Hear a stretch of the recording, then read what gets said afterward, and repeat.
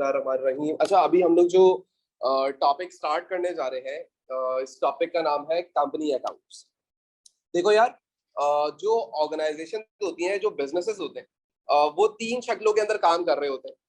या तो वो सोल ट्रेडर होगा, यानी कि एक अकेला बंदा होगा, अकेला काम कर रहा होगा, कोई फायदा हो नुकसान हो उसी का ही है, जो मसले मसाइल है उसी के ही है, उसका किसी और से कोई ताल्लुक नहीं।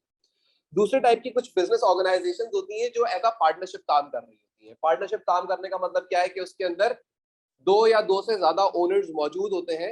हमारे कोर्सेज के मुताबिक 2 से लेके 20 तक हो सकते हैं, वरना वैसे इन नॉर्मल जिंदगी आज के दौर के अंदर पार्टनर्स की कोई खास लिमिट है नहीं, वो जितने चाहे वो हो सकते हैं। सही, 20 से ऊपर भी हो सकते हैं, लेकिन हमारे कोर्सेज के अंदर कम से कम दो और ज्यादा से ज्यादा 20 लोग अगर एक किसी ऑर्गेनाइजेशन को चला रहे हैं तो वो पार्टनरशिप। लेकिन कुछ ऑर्गेनाइजेशंस ऐसी भी होती हैं जिसके अंदर हजारों की तादाद में, लाखों की तादाद में ओनर्स मौजूद होते हैं।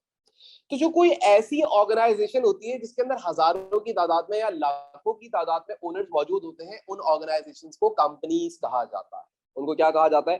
कंपनीज। अगर मैं आपसे बोलूं ना कि यार मुझे अगर आप ये सारी बातें छोड़ दें और अगर मैं आपसे बोलूं कि यार कंपनी कहते किसको है, कंपनी का मतलब क्या है, या कंपनी क्या है, सिंपल सवाल है कि कंपनी क्या है, तो मैं आपको आज एक जवाब बताता हूं और आपसे कल को कोई भी पूछे ना कि कंपनी क्या है तो आपने उसको यही जवाब दिया। कंपनी एक आर्टिफिशियल लीगल पर्सनैलिटी को कहा जाता है। कंपनी एक आर्टिफिशियल लीगल पर्सनैलिटी को कहा जाता है। मतलब ये एक ऐसी पर्सनैलिटी होगी, एक ऐसा आर्टिफिशियल ह्यूमन होगा जिसके तमाम लीगल डॉक्यूमेंट्स मौजूद होंगे जैसे आपके आम इंसान के होते हैं। फॉर एग्जाम्पल, इसका एक नाम होगा, हाँ, इसका अपना एक बैंक अकाउंट होगा, हाँ, इसके अपने डॉक्यूमेंट्स होंगे जब ये बनी, फॉर्म हुई, जिसको हम memorandum of association, article of association कहते हैं। हमारे कोर्सेज में पूछा नहीं जाता, लेकिन ये कुछ डॉक्यूमेंट्स होते हैं जो इसके बनते हैं। बिजनेस स्टडीज के अंदर कुछ पढ़ा देते हैं, कुछ लोग नहीं पढ़ाते हैं, लेकिन एक बड़ी नॉर्मल सी बात है, कोई ऐसी खास बात नहीं। तो कंपनी है क्या? कंपनी एक आर्टिफिशियल ह्यूमन बीइंग है, लेकिन एक आर्टिफिशियल लीगल ह्यूमन। नाम है, एड्रेस है, फोन नंबर है, सही है, बैंक अकाउंट है, ये तमाम चीजें आपकी भी हैं, उस कंपनी की भी मौजूद है। लेकिन आप में और कंपनी के अंदर से फर्क यह है कि आप आर्टिफिशियल नहीं है और कंपनी एक आर्टिफिशियल। अच्छा, अब जरा सुनिए यार, कंपनी फॉर्म क्यों की जाती है, कंपनी क्यों बनाई जाती है, इस लेक्चर को जरा समझना गौर से। सिर्फ सुनते रहोगे, एक टाइम आएगा सारी बातें दिमाग में बैठना शुरू हो जाएंगी। कंपनी फॉर्म क्यों की जाती है? भाई, मैं अकेला काम कर रहा हूँ, मुझे क्या जरूरत है मैं और लोगों को अपने काम के अंदर शामिल करूं? चलो, मैंने बोला यार मुझे अपने बिजनेस की ग्रोथ चाहिए, ग्रोथ लाने के लिए मैं कुछ पार्टनर्स ले आऊंगा अपने साथ, हाँ, और पार्टनर्स लाने के बाद क्या होगा, वो पार्टनर्स भी इन्वेस्टमेंट करेंगे, ग्रोथ होना शुरू हो जाएगी, कैपिटल रेज हो जाएगा कारोबार के अंदर। मैं कंपनी के अंदर अपने बिजनेस को क्यों फॉर्म करूं, मैं अपने इस बिजनेस को कंपनी के अंदर क्यों कन्वर्ट करूं? सवाल मेरे अंदर दिमाग में ये आना चाहिए। कंपनी क्या है वो मुझे पता लग गया, एक आर्टिफिशियल लीगल ह्यूमन बीइंग है, हाँ, एक आर्टिफिशियल ह्यूमन बीइंग ना भी बोलो तो एक आर्टिफिशियल लीगल पर्सनैलिटी है, हाँ। लेकिन मैं अपने एक कारोबार को, एक पार्टनरशिप कारोबार को, एक सोल ट्रेडर कारोबार को कंपनी क्यों बनाना चाहूंगा? ऐसी क्या वजह होगी कि मैं उसको कंपनी के अंदर कन्वर्ट करूं? याद रखिएगा, जब मैं अपने कारोबार, बड़ी सिंपल सी बात बता रहा हूं, जब मैं अपने कारोबार को कंपनी के अंदर कन्वर्ट कर लूंगा ना, तो मेरे सामने एक पर्दा आ जाएगा और मैं पर्दे के पीछे चला जाऊंगा। क्या बात कर रहा हूं मैं? मेरे सामने एक वेल आ जाएगा और मैं उस वेल के पीछे चला जाऊंगा, एक पर्दे के पीछे चला जाऊंगा। अब उस पर्दे को क्या कहा जाता है? उस पर्दे को ऐसे समझिएगा, उस बात को ऐसे समझिएगा कि कोई भी प्रॉब्लम आएगी तो वो पर्दा फेस करेगा, कोई मसला आएगा तो वो पर्दा फेस करेगा, हाँ, कोई भी किसी भी टाइप का कोई प्रॉब्लम, कोई ऑब्लिगेशन, कोई भी केस बन जाता है, कुछ भी हो जाता है, तो फेस कौन करेगा? वो जो मेरे सामने जो पर्दा है वो फेस करेगा, मैं पीछे सुकून से रहूंगा, मेरे ऊपर कोई भी केस नहीं बनेगा। अगर केस बनेगा तो कंपनी के नाम पे बनेगा, कंपनी ने फ्रॉड किया, सही, कंपनी ने प्रॉब्लम करी, उसकी वजह से केस बन रहा है, मेरे ऊपर कोई डायरेक्टली केस नहीं बनेगा। सेकंड, ये पर्दा एक और चीज का भी होगा जिसे हम कहते हैं लिमिटेड लायबिलिटी का पर्दा। लिमिटेड लायबिलिटी का पर्दे का मतलब क्या है? मैं अगर किसी बैंक से जाके कोई लोन एक्वायर करूंगा, अगर मैं कोई पैसा एक्वायर करूंगा और खुदा ना खास्ता मैं उस पैसे को पे ऑफ ना कर सका, तो बैंक मेरे घर पे नहीं आएगा पैसा लेने के लिए। उसने पैसा दिया किसको था? जो मेरे सामने फ्रंट पे था, कंपनी, उसको दिया था। तो वो कंपनी से ही आगे मांगेगा, भाई मुझे मेरे पैसे वापस दो। हाँ, कंपनी पैसे वापस नहीं देगी तो वो कंपनी पे ही केस करेगा, मेरे पर्सनल बिलोंगिंग्स तक कभी भी नहीं पहुंचेगा। तो किसी भी पार्टनरशिप कारोबार को एक कंपनी में कन्वर्ट करने का असल मकसद क्या होता है कि एक पर्दा आ जाता है सामने। अब वो जो पर्दा है वो कंपनी और आप उसके पीछे काम कर रहे होते हैं। वो आपको पर्दा बहुत सारी चीजों से बचाएगा, बहुत सारी चीजों से बचाएगा। अच्छा, अब हमें ये बात तो समझ आ गई कि कंपनी क्या है, एक आर्टिफिशियल ह्यूमन बीइंग है। तो हमारे आगे हमने एक आर्टिफिशियल लीगल पर्सनैलिटी खड़ी कर दी और अब जो कुछ होगा वो इसके ऊपर ही होगा।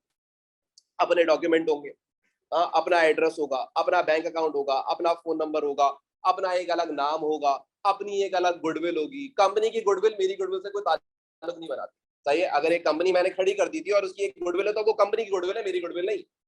समझ बात समझ? अच्छा, हमें ये तो नजर आया कि भाई कंपनी क्यों फॉर्म की जाती है, कंपनी के ओनर कौन होते हैं। अब इसके बारे में बात करते हैं। सिंपल सी लॉजिक है, कंपनी के ओनर्स शेयर होल्डर्स होते हैं।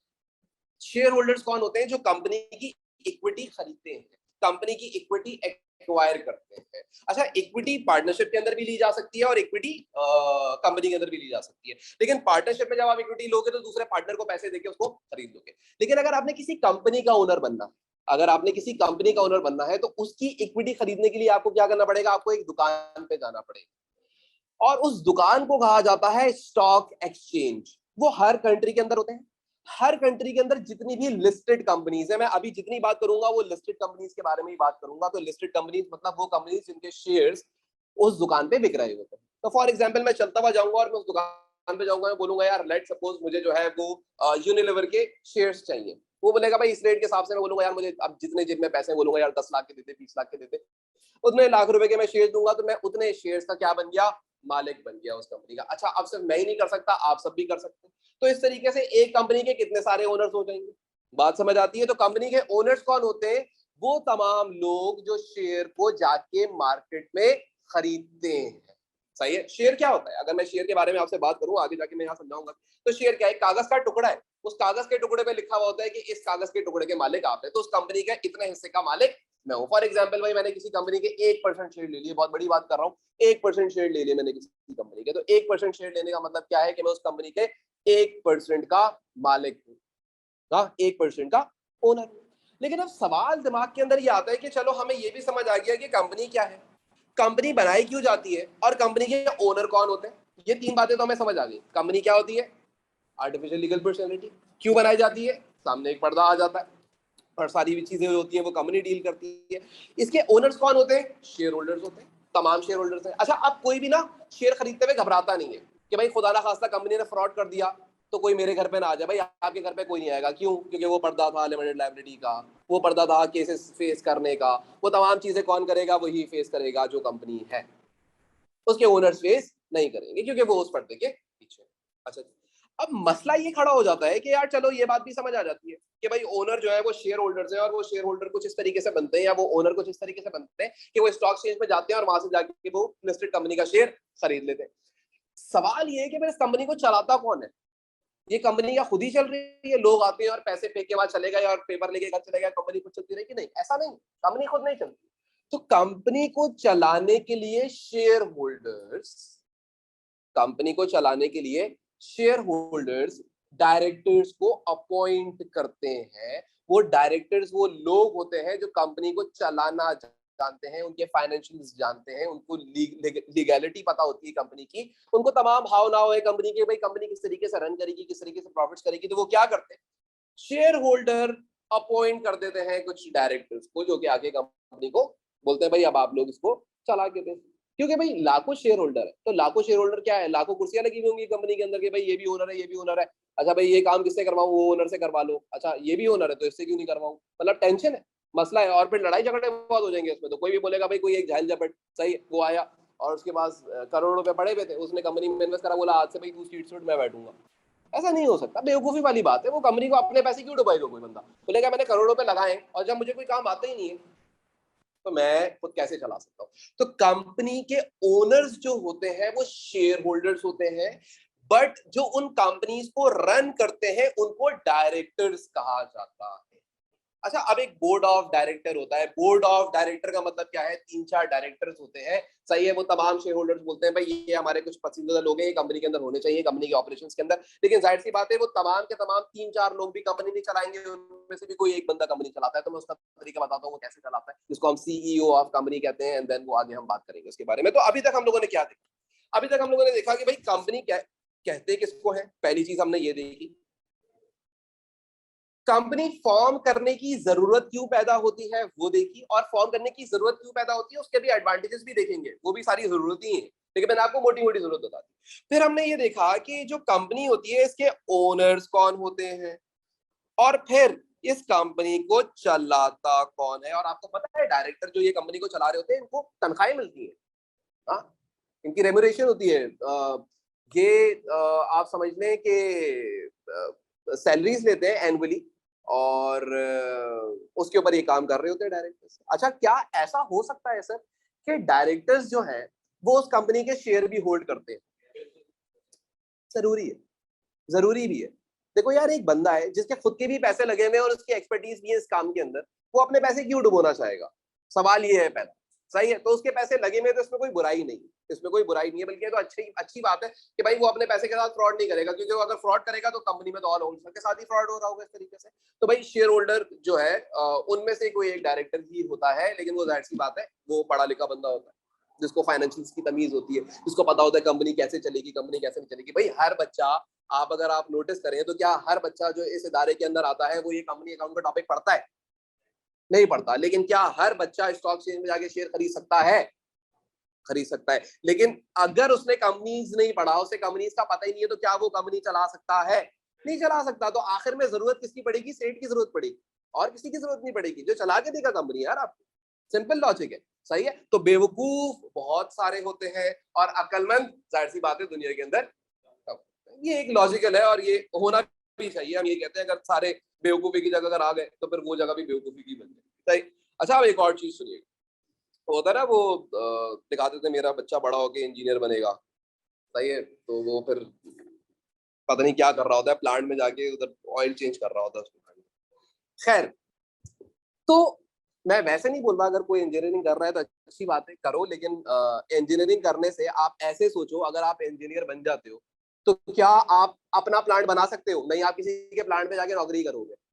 अपना प्लांट बनाने के लिए आपको अरबों रुपए चाहिए। तो इवेंचुअली अगर आप ये पढ़ रहे हो तो किस लिए पढ़ रहे हो? नौकरी करने के लिए ना। यही तो मैं अभी बोल रहा था क्लास से पहले कि बेटा सब इसीलिए तो पढ़ रहे हो तुम लोग, और किस लिए पढ़ रहे हो? अपना तो कुछ करना ही नहीं। खैर, आगे सुनिएगा जरा बात को गौर से। अब हम बात करते हैं कि यार इस कंपनीज के और एडवांटेजेस क्या होते हैं। कभी ऐसे सोचा करें, अच्छा लगेगा आपको। अच्छा, नहीं सर 5 लाख 6 लाख तनख्वाह होती है, बेटा ये कुछ नहीं, कुछ नहीं। सही है, आपको पता है कि 1 घंटे के पैसे। अच्छा जी, आगे बात करते हैं।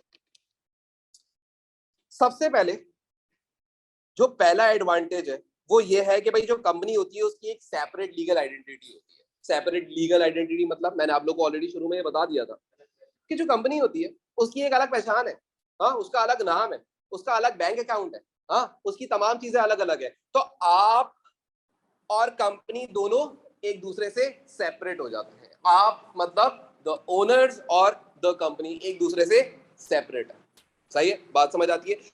यही सेपरेशन आगे एक और चीज भी दिखाती है जो कि यहाँ पे लिखा हुआ है नंबर 3 के अंदर, separation of ownership. Now ownership क्या है? Share holders from management. Management क्या है? डायरेक्टर्स। यानी कि शेयर होल्डर और डायरेक्टर्स जो होते हैं वो आपस में सेपरेट हो जाते हैं। इससे फायदा किस चीज का फायदा? सेपरेट लीगल आइडेंटिटी नहीं होगी तो फिर मुझे एक बात बताओ कि कंपनी फॉर्म करने का मकसद क्या था? आपने सामने क्या लेके आना था, सही है, और उससे क्या हो, बाकी तमाम शेयर होल्डर्स बच जाए। अब खुदा ना खास्ता मैं और तुम एक कंपनी के शेयर होल्डर है, सही है, और ये भी है, और ये कंपनी चला रही थी और उसने एक बैंक लोन लिया और ये बैंक लोन पे ऑफ नहीं कर सकी, सही है। तो अगर वो बैंक वाला मेरे और तुम्हारे घर पे आ जाएगा पैसे लेने के लिए तो तुम दोगी उसे? नहीं। क्यों नहीं दे रही? तुम भी तो ओनर थी। बात समझ आई? तो सेपरेशन कर दी जाती है ओनर की मैनेजमेंट से कि भाई अब कंपनी देखेगी, हाँ, कंपनी देखेगी, ओनर्स का कोई ताल्लुक नहीं है। तो देयरफॉर आप आंख बंद करके जाओगे स्टॉक एक्सचेंज के अंदर, वहां जाके शेयर खरीद लोगे। अब आप साइंसेस के हो या कॉमर्स के हो, इससे कोई फर्क नहीं पड़ता आपकी जिंदगी पर, आप शेयर खरीद सकते हो, कंपनी नहीं चला सकते। समझ गए? बात समझ आई? अच्छा, अब आगे सुनो। अगला, लिमिटेड लायबिलिटी, एक और एडवांटेज। तो लिमिटेड लायबिलिटी का मतलब क्या है? लिमिटेड लायबिलिटी का मतलब अगर हम इसको, वैसे मैंने आप लोगों को समझाया था कि अगर हम कोई कंपनी कोई लोन एक्वायर करती है, कोई पैसा एक्वायर करती है और उसको पे ऑफ नहीं कर पाती, तो सिर्फ जितना पैसा कंपनी के अंदर होगा वही बैंक लेके चला जाएगा, आपकी पर्सनल बिलोंगिंग्स तक नहीं जाएगा। तो आओ लिमिटेड लायबिलिटी की एक छोटी सी डेफिनेशन भी देख लेते हैं, एग्जामिनर अक्सर पूछ लेता है। तो आओ मैं इस डेफिनेशन को आपको पढ़ के सुनाता हूँ। ये मैंने अपने अल्फाजों में लिखी हुई है, तो बिल्कुल बेसिक सी और एक नॉर्मल सी जो आपको समझ आएगी। बोलता है, it is a feature of incorporated business company in which the liability of the owner is limited to the amount they have invested in the company। यानी कि आपने जितना पैसा इन्वेस्ट किया हुआ है ना, सिर्फ वही अमाउंट आपकी रिस्क पे है, उसके अलावा और कोई अमाउंट आपकी रिस्क पे नहीं है। बात समझ रहे हो? यानी कि अगर मैंने किसी कंपनी के अंदर 1 लाख रुपए इन्वेस्ट करे हैं, वो कंपनी अगर डूब जाती है और उस कंपनी ने करोड़ों रुपए का लोन उठाया हुआ मार्केट से, मैंने उसको कितने पैसे देने थे? 1 लाख रुपए। मेरे डूबेंगे तो वही डूबेंगे। भाई ओनर तो होना, तो नुकसान तो उठाना ही पड़ेगा ना, लेकिन कितना नुकसान? बस उतना जितना तुमने इन्वेस्ट करा हुआ है। तो इसको हम कहते हैं लिमिटेड लायबिलिटी। डन? यहां तक बात समझ आती है कि भाई आप, it is a feature of incorporate business in which the liability of owners is limited to the amount they have invested in the company, that's it. इसके अलावा और कुछ नहीं होता। तो इसको एग्जांपल से समझाते हैं कि आपने अगर किसी कंपनी ने 10 लाख रुपए का लोन लिया और वो पे ऑफ नहीं कर पाई, तो वो आपके घर पे नहीं आएंगे, बस जो आपकी इन्वेस्टमेंट कंपनी के अंदर थी वो लेके चले जाएंगे। सिंपल। तो दैट इज लिमिटेड लायबिलिटी। ये एक फायदा है, ये एक फायदा है। सही है। अच्छा, उसके बाद बोलता है, finance is relatively easy to secure. और एक और फायदा या एक और बेनिफिट कंपनी होने का क्या है, ये आपसे एग्जामिनर अक्सर सवाल में पूछता है कि भाई कंपनी के बेनिफिट्स बताते हैं, कंपनी के एडवांटेजेस बताते हैं। तो ये एक और है कि जो फाइनेंस है, फाइनेंस मतलब पैसा, हाँ, आसानी से मिल जाता है। क्यों? सोच के देखो, कंपनीज का साइज क्या होता है? बिलियंस की कंपनीज होती है, हाँ, बिलियंस की कंपनीज, मिलियंस की कंपनीज। लेकिन अगर आप जो है वो पार्टनरशिप और सोल ट्रेडर कारोबार देखें, तो वो इतने लार्ज साइज के अंदर नहीं होते। सही, कंपनीज लार्ज साइज के अंदर होती है। अब अगर लार्ज साइज की कंपनी, अब आप ऐसे सोचो, मैं हूं बैंक, और बैंक क्या है? एक लालची इंसान है। सही है? तो आप ऐसे सोचें, क्योंकि बैंक क्या करता है? बैंक को सिर्फ लालच है। बैंक को और क्या है यार? बैंक सिर्फ बोलता है मुझे चाहिए इंटरेस्ट। अब सोचो, मैं एक बैंक हूं, हाँ, और छोटे छोटे बिजनेस खुले हुए हैं और कुछ बड़ी बड़ी कंपनीज खुली। जो बड़ी कंपनीज हैं वो मुझसे 100 करोड़, 50 करोड़, 40 करोड़ का लोन लेने के लिए बैठी है, और जो छोटे कारोबार है वो 1 करोड़, 50 लाख, 60 लाख, 70 लाख का लोन लेने के लिए बैठा हुआ है। यार मुझे एक बात बताओ, मैं 60 लाख 70 लाख के लोन पे ज्यादा इंटरेस्ट कमाऊंगा या 100 करोड़ के लोन पे ज्यादा इंटरेस्ट कमाऊंगा? 100 करोड़ पे। तो अगर मेरे पास कोई पर्सनल लोन लेने के लिए कोई छोटा कारोबार आएगा, तो मैं उससे 100 डॉक्यूमेंटेशन मांग लूंगा। लेकिन एक कंपनी मेरे पास लोन लेने के लिए आएगी, तो मुझे पहले से पता होगा, यार मेरे तो ये बारे न्यारे होने वाले, मेरे पास तो बड़ा इंटरेस्ट मिलने वाला है मुझे, मैं तो ज्यादा पैसे कमाने वाला। बात समझ? वो क्या करेगा? टक करके उनको फौरन पैसे दे देगा, फौरी तौर पे उनको पैसे देगा। क्यों भाई? क्योंकि कंपनी को लोन ही बड़ा चाहिए। कंपनी कभी ये थोड़ी आके बोलेगी यार जानी जरा 20,000 रुपए दे। मतलब बैंक को ऐसे नहीं बोलेगी कंपनी। कंपनी बोलेगी भाई मुझे तू 200 करोड़ दे, तो मुझसे बड़ी बात कर, छोटी बात नहीं कर। सही है? तो वो क्या करेगा? बड़ा लोन देगा, तो बड़ा इंटरेस्ट भी लेगा। और उसे ये बात पता है कि ये कंपनी जो है ये पिछले 10 साल, 20 साल, 100 साल से काम कर रही है, तो इसके दिमाग के अंदर ये नहीं होगा फ्रॉड होगा। हाँ, बैंक को ये लोन देते हुए एक डर है कि अगर ये वापस नहीं हो पाया, अगर ये पैसा वापस नहीं हो पाया, तो जितना पैसा कंपनी में खाली मैं वही रिकवर कर सकता हूँ, ओनर तक नहीं पहुंच सकता। लेकिन कंपनी खुद अगर 500 करोड़ की है और अगर वो 100 करोड़ का लोन लेने आ रही है, तो उसमें बुराई क्या है? बुराई क्या है? सोच के तो देखो कभी ऐसे। हाँ, तो वो फॉरेन से लोन देगा। तो ये कंपनी होने का एक और एडवांटेज ये होता है कि आपका जो फाइनेंस है वो आपको यूं यूं यूं करके मिल जाता है। लेकिन आप एक खुद ही अभी जाओ, आप जैसे बोलते हो ना आपने वो एंटरप्रेन्योर बनना है, तो ये एंटरप्रेन्योरशिप के लिए आप जाएं और जाके बैंक में बोले भाई मैं एंटरप्रेन्योर बनना चाहता हूँ, मुझे लोन चाहिए। कुछ नहीं चाहिए सर, 20 लाख रुपए दे दे, छोटा सा कारोबार डाल लूंगा। आप लोगों को तो वैसे ही वही करना होता है ना, क्या वो बर्गर की दुकान और चाय का होटल, और ये आपके तो ख्वाब ही यही है, आपके तो और कोई ख्वाब ही नहीं है ना। सही है? तो आप लोग बोले भाई मुझे 20 लाख रुपए दो और हम ये काम करके देखते हैं। सुनिएगा बात को, सुनिएगा, ये रियलिटी है। मैं जो बातें कर रहा हूँ ये है, हमने सुना है, बच्चे बैठ के ये बातें कर रहे हैं, पता नहीं ये क्या करेगा तुम। अच्छा सुनो, सुनो बात को, सुनो गौर से। क्या वो आपको लोन देगा? नहीं देगा, घबराएगा, बोलेगा खा गया पैसे, नहीं दे पाया, कारोबार कामयाब नहीं हुआ। 100 सवाल, 100 सवाल। सही है। फिर बोलेगा पहले से कितने कमा रहे हो वो दिखाओ, कम से कम मेरी इंस्टॉलमेंट पे कर पाओगे, नहीं कर पाओगे। बोले यार मैं अभी काम करना शुरू कर रहा हूँ, मैं कहाँ से कर पाऊंगा, पैसे नहीं मिलेगा लोन। सही है, बात है। हालांकि छोटी अमाउंट है, 200 करोड़ फॉरन उठा के बैंक दे देगा। ये बात समझ रहे हो, बहुत बड़ा फर्क है आम जिंदगी के अंदर। तो आप अपने आप को उस लेवल पे देखा करो। सही है कि मैं 200 करोड़ रुपए लेने जाऊं, मैं 20 लाख रुपए बैंक ना लेने जाऊं कभी। बात समझ आती? अच्छा, लेकिन जहां पे किसी कंपनी के एडवांटेजेस है वहीं कुछ डिसएडवांटेजेस भी हैं। सबसे पहली इसके ऊपर जो है वो कुछ ऐसी रेगुलेशंस लगाती है गवर्नमेंट की तरफ से। गवर्नमेंट ये बोलती है कि देख भाई, तू मेरे मुल्क में काम कर रहा है, हाँ भले अरबों का काम कर रहा है, पैसा किसका लगा हुआ है, मेरी आवाम का। पैसा किसका लगा हुआ है, मेरी आवाम का। गवर्नमेंट बोल रही है भाई आवाम किसकी है, गवर्नमेंट की है। हाँ, बोले भाई मेरी आवाम का पैसा लगा हुआ है, आपने जो मैं रूल्स बनाऊंगा उनको फॉलो करने। वो बहुत सारे रूल्स होते हैं, बहुत सारी चीजें होती हैं। आपको अपनी फाइनेंशियल स्टेटमेंट बना के दिखानी है, अपने अकाउंट्स को जो है वो पब्लिक के अंदर शो करना है। भले जहां भी आपकी वो लिस्टेड कंपनी है तो वो पब्लिकली आपके अकाउंट्स ओपन हो, जो आए देखे, एक पूरा ऑडिट होना चाहिए, और बहुत सारी चीजें वो बोलती है जो भी आगे जाके मैं आपको ऐसा ऐसा बातों में समझाता हूँ। और गवर्नमेंट को तो असल में जाहिर सी बात है टैक्स चाहिए होता है। तो टैक्स चाहिए तो उसके लिए उसको सबसे पहले टैक्स मालूम करने के लिए उसको चाहिए क्या, उसकी फाइनेंशियल स्टेटमेंट्स। अगर फाइनेंशियल स्टेटमेंट्स ही नहीं पता, अगर यही नहीं पता कि कंपनी ने इनकम कितनी करी, तो फिर टैक्सेशन कहां से पता लगेगी, नहीं लगती। और फिर उसके बाद आगे जाके एक और चीज आती है जिसे हम डेफर्ड टैक्स कहते हैं। आपके A2 लेवल तक भी कोई उसका कोई ताल्लुक नहीं है। सही, खैर। अच्छा जी, तो पहले तो कुछ रेगुलेशन होती है। दूसरा प्रॉब्लम ये आ जाता है नो सीक्रेसी। कोई सीक्रेसी नहीं रहती। आपके अकाउंट्स मार्केट के अंदर गूगल के ऊपर सर्च करो, आपके अकाउंट खुल जाएंगे। हाँ, कोई सीक्रेसी नहीं है कि भाई आप कितनी सेल्स कर रहे हैं, कहाँ एक्सपेंसेस रोके हुए, क्या कर रहे हैं क्या नहीं कर रहे हैं। आपकी बहुत सारी इंफॉर्मेशन डायरेक्टली आपकी गूगल के ऊपर ही अवेलेबल है। सही, लिस्टेड कंपनी बोलता है ओनर्स, जो कि कौन होते हैं, शेयर होल्डर्स। मैंने ब्रैकेट में लिख दिया, लेकिन अब आपको जब ओनर्स की बात आए कंपनी में तो आपको फौरन याद आना चाहिए शेयर होल्डर्स ही होते हैं। Do not have say in companies day to day affairs. और कंपनीज के डे टू डे अफेयर्स के अंदर ओनर का कोई अमल दखल नहीं होता, बल्कि कंपनी चलाता कौन है, डायरेक्टर चलाते। तो अमल दखल भी किसका है, डायरेक्टर का। कोई ओनर उसे आके बोलेगा ना भाई ये क्या कर रहा है, तू बोलेगा चल भाई साल के आखिर में बात करना, भी यहाँ पे बात नहीं कर। सिंपल है, सिंपल है। बोलेगा यार तू अकेला थोड़ी है, क्या लाखों को जवाब दूंगा मैं भी बैठ के, नहीं दूंगा। सिंपल सी बात। सही, तो वो तो डायरेक्टर है, वो तो चला रहा है। सही। अच्छा, आपको पता है किसी भी कंपनी के बोर्ड ऑफ डायरेक्टर के अंदर एक ना एक डायरेक्टर सीए या एसीसी होना लाजमी है, वरना वो कंपनी फॉर्म नहीं हो सकती। पता है ये बात, शायद आज किसी को पता भी नहीं होगी। ये तो एक ना एक डायरेक्टर सीए या एसीसी होना चाहिए, वरना कंपनी फॉर्म ही नहीं हो सकती। राइट, कैसे फॉर्म करोगे, नहीं कर सकते। अच्छा जी, खैर आगे बात करते हैं। अब बात करते हैं व्हाट इज शेयर। शेयर क्या होता है। उसूलन हम बातों बातों में तो कुछ ना कुछ समझ चुके थे कि शेयर क्या होता है, लेकिन इसकी एक डेफिनेशन पढ़ लेते हैं। शेयर क्या है। Share is a piece of a paper, सिर्फ एक कागज का टुकड़ा है और कुछ भी नहीं है। सही है, और कागज का टुकड़ा भी कैसा है, देखो मैंने बड़ा प्यारा सा बनाया है यहाँ पे, ये रहा।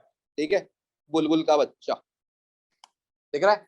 सही है, आगे देखें जरा। ये जो शेयर होता है ना, ये एक पीस ऑफ अ पेपर होता है। और ये पेपर आपको कहां से मिलता है, स्टॉक एक्सचेंज से मिलता है। कौन जाके खरीदता है, एक आम बंदा जाके खरीदता है। लेकिन जैसे ही वो शेयर को खरीदता है तो वो क्या बन जाता है, उस शेयर का होल्डर। तो उसको हम कहते हैं शेयर होल्डर। सही है जी, उसमें शेयर पकड़ा हुआ ना भाई, ये रहा, I am the share holder, I am holding the share. इसी वजह से टर्म निकली, और कहीं से थोड़ी आई है, कहीं घूम के थोड़ी आई है। अच्छा जी, तो वो क्या है, वो बुलबुल का बच्चा, उसने पकड़ा, उसने बोला भाई मैं इसे ओनर बन गया इस कंपनी का, शेयर होल्डर बन गया इस कंपनी का। अच्छा जी, वो जो शेयर होल्डर होता है ना, वो जब शेयर खरीदता है तो वो जो उसका शेयर का कागज का टुकड़ा होता है ना, कागज का टुकड़ा जो होता है उसके ऊपर कोई ना कोई अमाउंट लिखी हुई होती है। जैसे कि फॉर एग्जांपल यहाँ पे लिखी हुई है $1, अगर आपको नजर आ रही हो तो यहाँ पे मैंने छोटा सा करके लिखा हुआ है, ये देखो बुलबुल के बच्चे को। तो इसके अंदर जो है ये $1 लिखा हुआ है मैंने। हाँ, तो ये जो $1 है ये क्या है, इसको क्या कहा जाता है, इसको हम कहते हैं शेयर की पार वैल्यू। अब पार वैल्यू का मतलब क्या है, पहले आप ये समझ लें। आसान आसान बातें करूंगा, कोई इतनी खास बात नहीं करूंगा। पार वैल्यू कहा जाता है जिस टाइम पे इनिशियली शेयर को इशू किया गया था, उसकी जो ओरिजिनल अमाउंट थी, जितने पे वो ओरिजिनली इशू किया गया था, वो पार वैल्यू। फॉर एग्जाम्पल, मैंने आज बोला कि यार मैं एक काम करता हूं, मैं कंपनी के शेयर इशू करना चाहता हूं, मैं हर एक शेयर ₹2 का इशू करूंगा। हर एक शेयर कितने का करूंगा, ₹2 का। तो उसकी ओरिजिनल वैल्यू कितने की हो गई, ₹2 की हो गई। तो उस ओरिजिनल वैल्यू को शेयर की पार वैल्यू कहा जाता है। लेकिन क्या ये पार वैल्यू का जो शेयर है $1 का, क्या जिंदगी भर ये $1 का ही शेयर रहेगा। सोच के देखो, सोच के देखो, ये शेयर मार्केट के अंदर जब बिकना शुरू होगा, एक सिंपल सी एक लॉजिक बताता हूं आपको, ये शायद सुन के अच्छा लगेगा। जब कोई चीज मार्केट में बिकना शुरू होती है, जब किसी चीज का बायर मार्केट के अंदर मौजूद होता है, तो उस जो चीज बिक रही होती है उस चीज की प्राइस मार्केट के अंदर ग्रेजुअली इंक्रीज करना शुरू कर देती है, क्योंकि बायर ज्यादा है, सेलर कम है। सही है, एक लिमिटेड शेयर्स है, वो मार्केट के अंदर हमने बेचने लगा दी। सही है, अब एकदम से बहुत सारे लोग आ गए। सही है, तो क्या होगा, आहिस्ता आहिस्ता उस शेयर की प्राइस क्या होना शुरू हो जाएगी, बढ़ना शुरू हो जाएगी, इंक्रीज होना शुरू हो जाएगी। और कभी कभी ऐसा भी होता है कि सेलर्स ज्यादा है और बायर्स कम है, तो उस टाइम पे प्राइस गिरना शुरू हो जाएगी। सही है, लोग खरीदना नहीं चाह रहे लेकिन बेचने के लिए सब खड़े में, तो अब वो बोलेंगे यार चल यार ₹1.5 में ले ले, चल यार 1.25 में ले ले, वो प्राइस गिराते रहेंगे आहिस्ता आहिस्ता कि भाई अपनी चीज उनकी बेचे और वो अपनी जान छुड़ाए। तो अब होता क्या है कि मैंने एक शेयर पार वैल्यू पे इशू किया, वो $1 की पार वैल्यू थी। मेरी कंपनी ने 1 साल गुजारा, 2 साल गुजारा, मेरी कंपनी ने प्रोग्रेस करी, और मेरी कंपनी प्रोग्रेस करते हुए मैंने अपने जो सेल्स है उनको मल्टीपल के ऊपर ले गया। मेरी सेल्स बहुत बड़ी हो गई, मेरी कंपनी का नाम होना शुरू हो गया, सब कुछ होना शुरू हो गया। का आज भी मेरा कंपनी का शेयर $1 का बिकेगा नहीं, आज उसको $10 $20 का बिकना चाहिए। वो शेयर की प्राइस, मार्केट प्राइस मैं आपको बता दूंगा, वो मार्केट कैप से देखा जाता है, लेकिन खैर अगेन हम बिल्कुल बेस में रहेंगे, छोड़ दो। तो उस शेयर की प्राइस क्या हो जाएगी, इंक्रीज हो जाएगी। अच्छा, अब याद रखिएगा कि मार्केट के अंदर जिस प्राइस के ऊपर शेयर बिक रहा होता है उसको हम कहते हैं share market price. Share market price वो क्या होती है, शेयर की मार्केट प्राइस होती है। लेकिन याद रखिएगा, मार्केट प्राइस और पार वैल्यू हमेशा अलग अलग ही होंगी, क्योंकि पार वैल्यू क्या थी, जो इनिशियल ऑफर के अंदर आपने अपने शेयर्स को इशू किया था वो उसकी पार वैल्यू थी। लेकिन अब मार्केट के अंदर अगर वो ₹2 का बिक रहा है, ₹3 का बिक रहा है, तो वो उसकी मार्केट वैल्यू।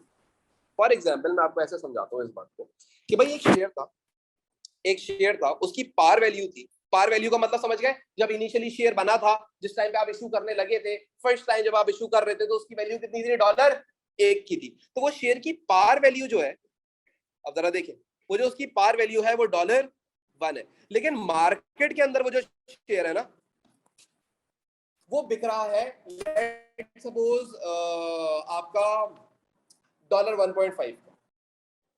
पिछला वाला पेज की अगर आपको पिक्चर चाहिए, ये कंपनी के नोट्स ना प्रिपेयर करते रहना,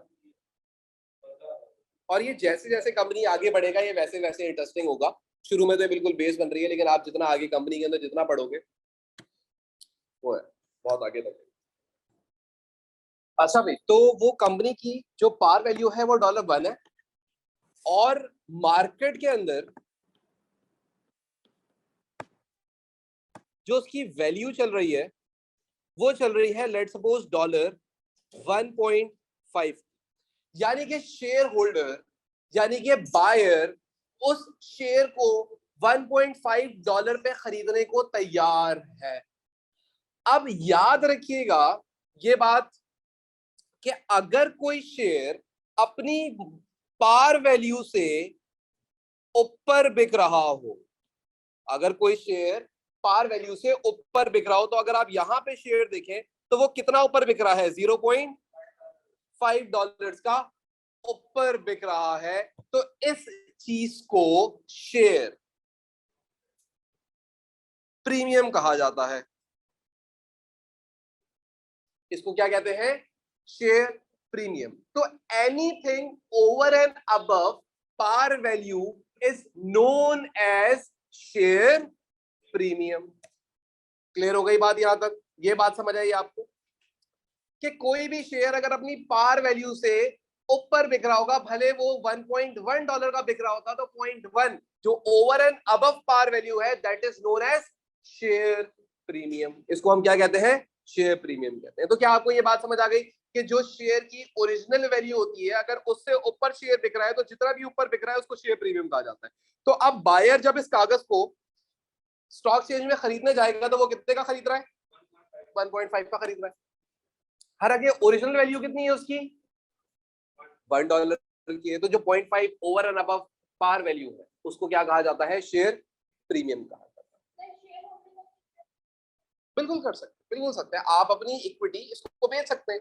सही है, जरूरी नहीं है कि स्टॉक एक्सचेंज आप बोलो भाई यार ये आप ले लो, खरीद लो, पैसे दिए कागज उसको दे दिए, सिंपल, घर के कागज की तरह। बात समझ ले, हाँ जी। अच्छा जी, अब ये जो पार वैल्यू होती है इसको एग्जामिनर डिफरेंट नामों से पहचानता है या डिफरेंट नामों से पुकारता है। इसको कभी कभी वो पार वैल्यू भी कह देता है, कभी कभी वो इसको नॉमिनल वैल्यू भी कह देता है, कभी कभी इसको वो फेस वैल्यू भी कह देता है। तो पार वैल्यू बोल दे, नॉमिनल वैल्यू बोल दे, फेस वैल्यू बोल दे, मतलब क्या है, उस शेयर की ओरिजिनल प्राइस। ठीक है, कभी आप देखेंगे सवालों के अंदर मैं आपको दिखाऊंगा, लिखा हुआ होगा $1 1,00,000 ऑर्डिनरी शेयर। तो वो शुरू में जो $1 लिखा हुआ होता है वो $1 is the original value of the share, कि ओरिजिनली वो शेयर कितने का था। बात समझ आती? अच्छा जी, बोलता है what is share? A share is a piece of a paper जिसके ऊपर उसकी ओरिजिनल वैल्यू लिखी हुई होती है, और अगर वो ओरिजिनल वैल्यू से ऊपर ट्रेड हो रहा है मार्केट के अंदर, ट्रेड मतलब उसकी बाइंग सेलिंग ऊपर हो रही है, तो जो भी पार वैल्यू से ऊपर हो रही है उसको हम शेयर प्रीमियम कहते हैं। और शेयर प्रीमियम के बाद हम लोगों ने देखा कि a piece of a paper owned by a person, और जो इस पीस ऑफ अ पेपर को पकड़ता है, खरीदता है, बाय करता है, इसका बायर होता है, उसको हम प्यार से क्या कहेंगे? शेयर होल्डर कहेंगे। तो शेयर क्या है? एक पीस ऑफ अ पेपर है जो कि स्टॉक एक्सचेंज से मिलेगा, और जो उसको खरीद लेगा वो शेयर होल्डर कहलाएगा। तो हमें भी पता लग गया शेयर क्या है, हमें ये पता लग गया शेयर होल्डर कौन होता है, हमें ये भी पता लग गया कि जो वो शेयर खरीदता है उसके ऊपर जो उसकी वैल्यू लिखी हुई है वो पार वैल्यू है। अगर उसने उससे ऊपर पैसा देके खरीद दिया तो बाकी जो पैसा है वो उसने प्रीमियम का पे करा है, प्रीमियम पे करा है। क्लियर? बात समझ आई? अच्छा जी, अब जो शेयर होल्डर्स होते हैं ना, वो दो टाइप के होते हैं हमारे कोर्सेज के अंदर। वैसे भी दुनिया के अंदर भी दो टाइप के ही होते हैं, तो हमारे कोर्सेज में भी दो टाइप के ही हैं। तो टाइप्स ऑफ शेयर होल्डर्स अब हम देखते हैं कि भाई इनकी टाइप्स क्या होती है, क्योंकि जब आप शेयर खरीदने जाओगे तो वो आपसे सवाल पूछेगा भाई कौन से टाइप के शेयर होल्डर बनना चाहते हो।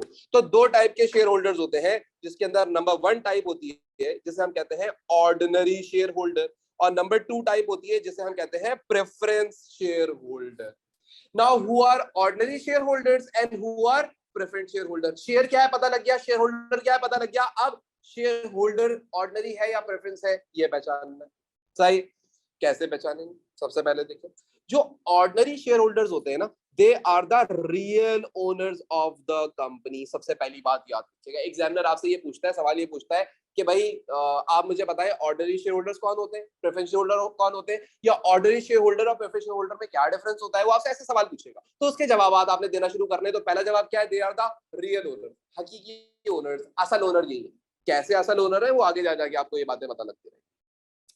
बोलता है they have voting rights in annual general meeting AGM. वो क्या बोल रहा है, मैं इसको चलो इस पॉइंट को अलग कलर से हाईलाइट कर देता हूँ। They have voting right in annual general meeting. Now what is annual general meeting? Annual से हमें पता लगता है सालाना, ईयरली, साल के आखिर की बात हो रही है। एनुअल आपके एग्जाम्स होते हैं, या एनुअल मतलब साल के आखिर की बात। साल के आखिर में जैसे साल कंप्लीट होता है तो साल के आखिर में एक मीटिंग की जाती है। उस मीटिंग के अंदर तमाम ऑर्डिनरी शेयर होल्डर्स को बुलाया जाता है। अच्छा, तमाम ऑर्डिनरी शेयर होल्डर्स को मतलब लेट्स सपोज 1,00,000 ओनर है तो क्या 1,00,000 ओनर्स को बुलाओगे? नहीं, ऐसा प्रैक्टिकली पॉसिबल नहीं है। आप किनको बुलाते हैं? जिनके पास बड़ी इक्विटी है, बड़े नंबर ऑफ शेयर्स जिन्होंने एक्वायर करके रखे हैं, खाली वो लोग भाई। सही, क्योंकि उनका लेट्स सपोज ज्यादा वजन उन्हीं की बात का होगा, बाकी के तो छोटे छोटे शेयर है। अगर किसी के पास एक शेयर है और किसी के पास 1,00,000 शेयर है तो वजन किसकी बात का है? 1,00,000 शेयर वाले की। तो मैं 1,00,000 शेयर वाले को मीटिंग के अंदर बुलाऊंगा। सही है, उसका स्टेक ज्यादा लगा हुआ है मेरे कारोबार के अंदर। तो बच्चा अक्सर ये बोलता है सर अगर आप बोलते हैं लाखों ओनर है तो लाखों कुर्सियां लगाते हैं, ये तो जलसा हो गया, वहीं पे फिर पॉलिटिकल स्पीच करके एक पार्टी भी बना ले। ऐसा नहीं होता, ऐसा नहीं होता। हाँ? अच्छा आप सुनो, उस दिन होता क्या है इस एजीएम में, इसको मैं एजीएम एजीएम बोलूंगा, एनुअल जनरल मीटिंग, इसकी शॉर्ट एब्रीविएशन है एजीएम, और ये हर जगह एजीएम के नाम से आपको मिला करेगी। एजीएम में होता क्या है? एजीएम के अंदर जो भी बोर्ड ऑफ डायरेक्टर्स होते हैं उनके अंदर से जो भी एक उनका जो सीईओ बना हुआ होता है, कोई एक बंदा इलेक्ट हुआ हुआ होता है, वो आता है और अपनी स्पीच देता है। वो बताता है मैंने पूरे साल के अंदर मेरी ये परफॉर्मेंस थी, पूरे साल के अंदर मैंने ऐसी ऐसी सेल्स करी, यहाँ यहाँ मैंने खर्चा बचाया, यहाँ यहाँ मैंने इन्वेस्टमेंट करी है, और इससे हमें फ्यूचर के अंदर ये प्रॉफिट्स मिलने वाले हैं। उनको वो दिखा रहा है कि भाई हमारी कंपनी किस तरीके से आगे बढ़ रही है और आगे के दौर के अंदर, आने वाले टाइम के अंदर आप लोग कितना डिविडेंड्स कमाने वाले हैं। वो ये सारी बातें करता है। अच्छा, ये तो अपनी सारी परफॉर्मेंस बता देगा और अपना फ्यूचर प्लान बता देगा, इसका फ्यूचर प्लान क्या है। लेकिन ये तो हो गया एक बंदा जो कि मेन बंदा था, जो सीईओ था, लेकिन बाकी भी बोर्ड ऑफ डायरेक्टर्स होते हैं। फिर जो बाकी बोर्ड ऑफ डायरेक्टर्स होते हैं वो आके अपना अपना विजन बताते हैं। भाई मैं अगर सीईओ बना, अगर मुझे मौका मिल दिया आप लोगों ने काम करने के लिए, तो मैं कंपनी के अंदर ये रिफॉर्म्स करूंगा, हाँ ये चीजें इंप्लीमेंट करूंगा जिसकी वजह से हमारे प्रॉफिट्स और ज्यादा इंक्रीज हो जाएंगे, कोई और आगे कोई और बात करेगा, कोई और आगे कोई और बात करेगा। फिर जब वो तमाम शेयर होल्डर्स से सारी बातें सुन लेंगे, वो तमाम शेयर होल्डर्स बैठ के और डायरेक्टर्स की सारी बातें सुन लेंगे, तो उसके बाद फिर वोटिंग होती है। और ऑर्डिनरी शेयर होल्डर को जो सबसे बेहतर डायरेक्टर नजर आ रहा होता है, फॉर एग्जाम्पल ये जो अभी डायरेक्टर करंट था, इसकी परफॉर्मेंस से शेयर होल्डर खुश नहीं, हाँ, तो बोलता है नहीं यार ये बंदा हमें इस साल समझ नहीं आया, एक काम करूं नया डायरेक्टर, नया सीईओ अपॉइंट करते हैं। तो जो नया सीईओ अपॉइंट होगा वो कैसे होगा, कौन अपॉइंट करके देगा, शेयर होल्डर। वो किस तरीके से अपॉइंट करेगा, वोटिंग करेगा। वो क्या करेगा, वोटिंग करेगा। लेकिन मैं आपको वैसे ही बता देता हूँ, हम जब मैंने एजीएम्स में मैं गया हूँ, तो एजीएम्स के अंदर होता क्या है कि जो कंपनी होती है वो आपको जो है, आप बैठे हुए और आपके पास बहुत सारे लोग हैं, आप अपना लॉयर ले जाए, अकाउंटेंट्स ले जाए, जो आपको खुद आती है चीजें, तो आप खुद देख रहे हो बैठ के। अगर आपके दिमाग में कोई सवाल आता है और वो सवाल डायरेक्टर को समझ नहीं आ रहा होता कि यार इसका जवाब कैसे दूं, या कहीं वो फंस जाता है, तो वो लोग पता है क्या करते हैं, मैं आपको बड़ी एक नॉर्मल सी बात बता रहा हूँ, मैंने आम जिंदगी में देखा। वो आपको उठाएंगे और कुछ जो है वो गिफ्ट्स वगैरह डिस्ट्रीब्यूट कर देंगे। आप शेयर होल्डर ज्यादातर वो गिफ्ट्स में लगा रहेगा, फिर फौरन से खाना खोल देंगे, आप खाना खाने में लग जाओगे। तो जो मेन चीजें होती हैं वो साइड में रह जाती हैं एजीएम्स के अंदर, ये चीज समझ रहे हो। क्योंकि भाई इंसान, अभी मैं अगर बिरयानी की प्लेट देखूं, करोड़ में लगाओ, अलग है, फिर बिरयानी तो लेके आया, तो भाई बात बात ये ना यार, सिंपल बात है, और क्या है। ऐसे तो वो क्या किया जाता है, वो इनको उन चक्रों में लगा दिया जाता है, और हमेशा बिल्कुल प्रॉपर कन्वर्सेशन नहीं हो रही होती है। इस तरीके से इतना ज्यादा प्रॉपर वे में नहीं हो रहा था। लेकिन हाँ, वोटिंग राइट मेरे पास ही होगा, वोट मैंने देना होगा, तो अब अगर कोई मेरे चाचा या मामू को लड़ जाए तो मैं तो उसी को वोट दूंगा, सही। तो इस तरीके से एजीएम्स को रखा जाता है, और एजीएम के अंदर वोटिंग राइट सिर्फ किसके पास है, ऑर्डिनरी शेयर होल्डर्स के पास है। क्यों, क्योंकि ये असल ओनर है, और असल ओनर होने की वजह से इसके पास ही वोटिंग राइट मौजूद है। क्लियर, यहां तक बात समझ आती है। अगली चीज लिखा हुआ है यहाँ पे, नो फिक्स डिविडेंड, यानी कि जो ऑर्डिनरी शेयर होल्डर होते हैं उनको कोई फिक्स डिविडेंड्स नहीं मिलता। डिविडेंड्स का मतलब होता है प्रॉफिट का बंटवारा। प्रॉफिट जो होता है, लेट सपोज एक कंपनी ने 10 करोड़ का प्रॉफिट किया, अब लेट सपोज वो बोलती है इस 10 करोड़ में से मैं 5 करोड़ शेयर होल्डर में बांटना चाहता हूं, तो अब वो क्या करेगी, 5 करोड़ शेयर होल्डर्स के अंदर उनकी इक्विटी के हिसाब से बांट देगी। लेकिन कभी कभी ऐसा भी होगा, कि कंपनी ने सिर्फ 5 करोड़ का प्रॉफिट करा, तो अब कितना बटेगा, बोलेगा यार लेट सपोज इस बार सिर्फ 1 करोड़ रुपए शेयर होल्डर्स के अंदर बांट दिया जाए। तो कोई फिक्स रेट नहीं होगा। और ओनर कौन होता है यार, मैं अगर जितने भी मेरे काम चल रहे हैं, जितने भी मैं काम कर रहा हूँ, सही है, मैं लेट सपोज मैं गाड़ियां बेच रहा हूँ, मैं एजुकेशन इंस्टीट्यूट चला रहा हूँ, मैं और डिफरेंट काम कर रहा हूँ, तो मुझे एक्चुअल में क्या हर हर महीने के आखिर में, या जैसे मैं अपना एनुअल, अपना जब मैं पोर्टफोलियो देखता हूँ, क्या हर साल के आखिर में मैं सेम अमाउंट अर्न करता हूँ? नहीं, कभी ज्यादा कभी कम। तो ओनर का क्या है, ओनर का सीन ही है, कभी ज्यादा अर्न करेगा कभी कम अर्न करेगा, क्योंकि मैं अगर रियल ओनर हूं तो जाहिर सी बात है मेरी कोई फिक्स अर्निंग्स नहीं होंगी। तो सबसे पहले यहाँ पे शुरू किया था कि ये रियल ओनर होते हैं, इनके पास वोटिंग राइट होता है, लेकिन इनका कोई फिक्स रेट ऑफ डिविडेंड नहीं होता, इनको फिक्स डिविडेंड नहीं मिलता, बल्कि ये किसके ऊपर डिपेंड करता है, always depends on directors policy. Director की जितनी पॉलिसी होगी कि भाई 1 करोड़ बांटने, 2.5 करोड़ बांटने, 5 करोड़ बांटने, उसकी पॉलिसी के ऊपर डिपेंड करेगा, उसकी पॉलिसी पे डिपेंड करेगी, उसके अलावा और कहीं डिपेंड नहीं करेगी। बात समझ आती है। तो भाई हमने अब तक ये देखा कि ये असल ओनर है, हमने देखा इनके पास एजीएम के अंदर वोटिंग राइट होता है, हमने ये देखा कि भाई इनका कोई फिक्स रेट ऑफ डिविडेंड नहीं होता, इनको कोई फिक्स रेट नहीं मिलता, लेकिन सवाल में लिखा हुआ होगा डायरेक्टर ने ये बोला भाई इतना दिया जाएगा, तो वो मिलेगा। क्लियर। उसके बाद आगे लिखा हुआ है, they rank last at the time of distribution of profit, यानी सबसे पहली बात ओनर है, तो ओनर को प्रॉफिट कब मिलेगा, जब सबका पैसा बढ़ जाएगा। हाँ, लाइबिलिटी देनी थी वो उतार दी, दूसरों को किसी को पैसे देने थे वो उतार दिया, आखिर में कुछ बच गया तो वो मुझे मिलेगा। तो मैं जो डिस्ट्रीब्यूशन के किस रैंक पे होऊंगा, सबसे आखिरी रैंक पे होऊंगा। यहाँ पे तमाम सारे एक्सपेंसेस बेयर करने के बाद, सबको सबकी तनख्वाहें देने के बाद, उसके बाद अगर मेरे पास कुछ बचता है तो बचता है, तो मैं कहाँ रैंक करता हूँ। ओनर का मतलब ये थोड़ी है कि भाई ये रेवेन्यू अब ये मेरा है, तुम लोग के बाद में देखेंगे, नहीं, ऐसा नहीं होता, ऐसा हो ही नहीं सकता प्रैक्टिकल पॉसिबल। तो मुझे पैसा कब मिलेगा, सबसे लास्ट में, अगर बचा तो। अब वो डिपेंड करता है, बहुत सारा बच गया तो भी मेरा, ना बचा तो भी मेरा, नुकसान तो भी मेरा। बात समझ रहे, एक एज अ सोल ट्रेडर बात कर रहा हूं मैं आपसे, अगर एक सोल ट्रेडर करूंगा, बात समझ आती है। अच्छा, तो they rank last at the time of distribution profit and in the case of insolvency. Now what is insolvency? Insolvency का मतलब होता है अगर कोई कंपनी आपकी बंद होने जा रही है तो बंद होने के टाइम पे, इंसॉल्वेंसी के टाइम के ऊपर पहले तमाम आप अपने क्रेडिटर्स को पैसा पे करोगे, बैंक ओवरड्राफ्ट पे करोगे, क्रेडिटर्स को पैसा पे करोगे। फिर अगर आपने कोई loan, long term loan acquire किया हुआ है तो उस लोन के रीपेमेंट करोगे, और अगर फिर आखिर में कुछ पैसा बच जाता है तो आप घर लेके चले जाओगे, और कुछ नहीं बचता तो आप कुछ घर लेके नहीं जाओगे। तो the real owners rank last both at the time of distribution of profit as well as at the time of insolvency. तो हमने क्या देखे पॉइंट्स? रियल ओनर होते हैं, वोटिंग राइट होता है, कोई फिक्स डिविडेंड नहीं होता, और लास्ट रैंक। 4 पॉइंट्स हमने देखे हैं। क्या चारों पॉइंट्स आपके दिमाग के अंदर बैठ गए? क्लियर है सारे? क्या गेम है इसके अंदर? फिर दूसरे टाइप के शेयर होल्डर्स भी होते हैं जिसको हम कहते हैं प्रेफरेंस शेयर होल्डर्स। और जो प्रेफरेंस शेयर होल्डर है, प्रेफरेंस, प्रेफरेंस का मतलब क्या है? प्रेफरेंस का मतलब क्या होना चाहिए?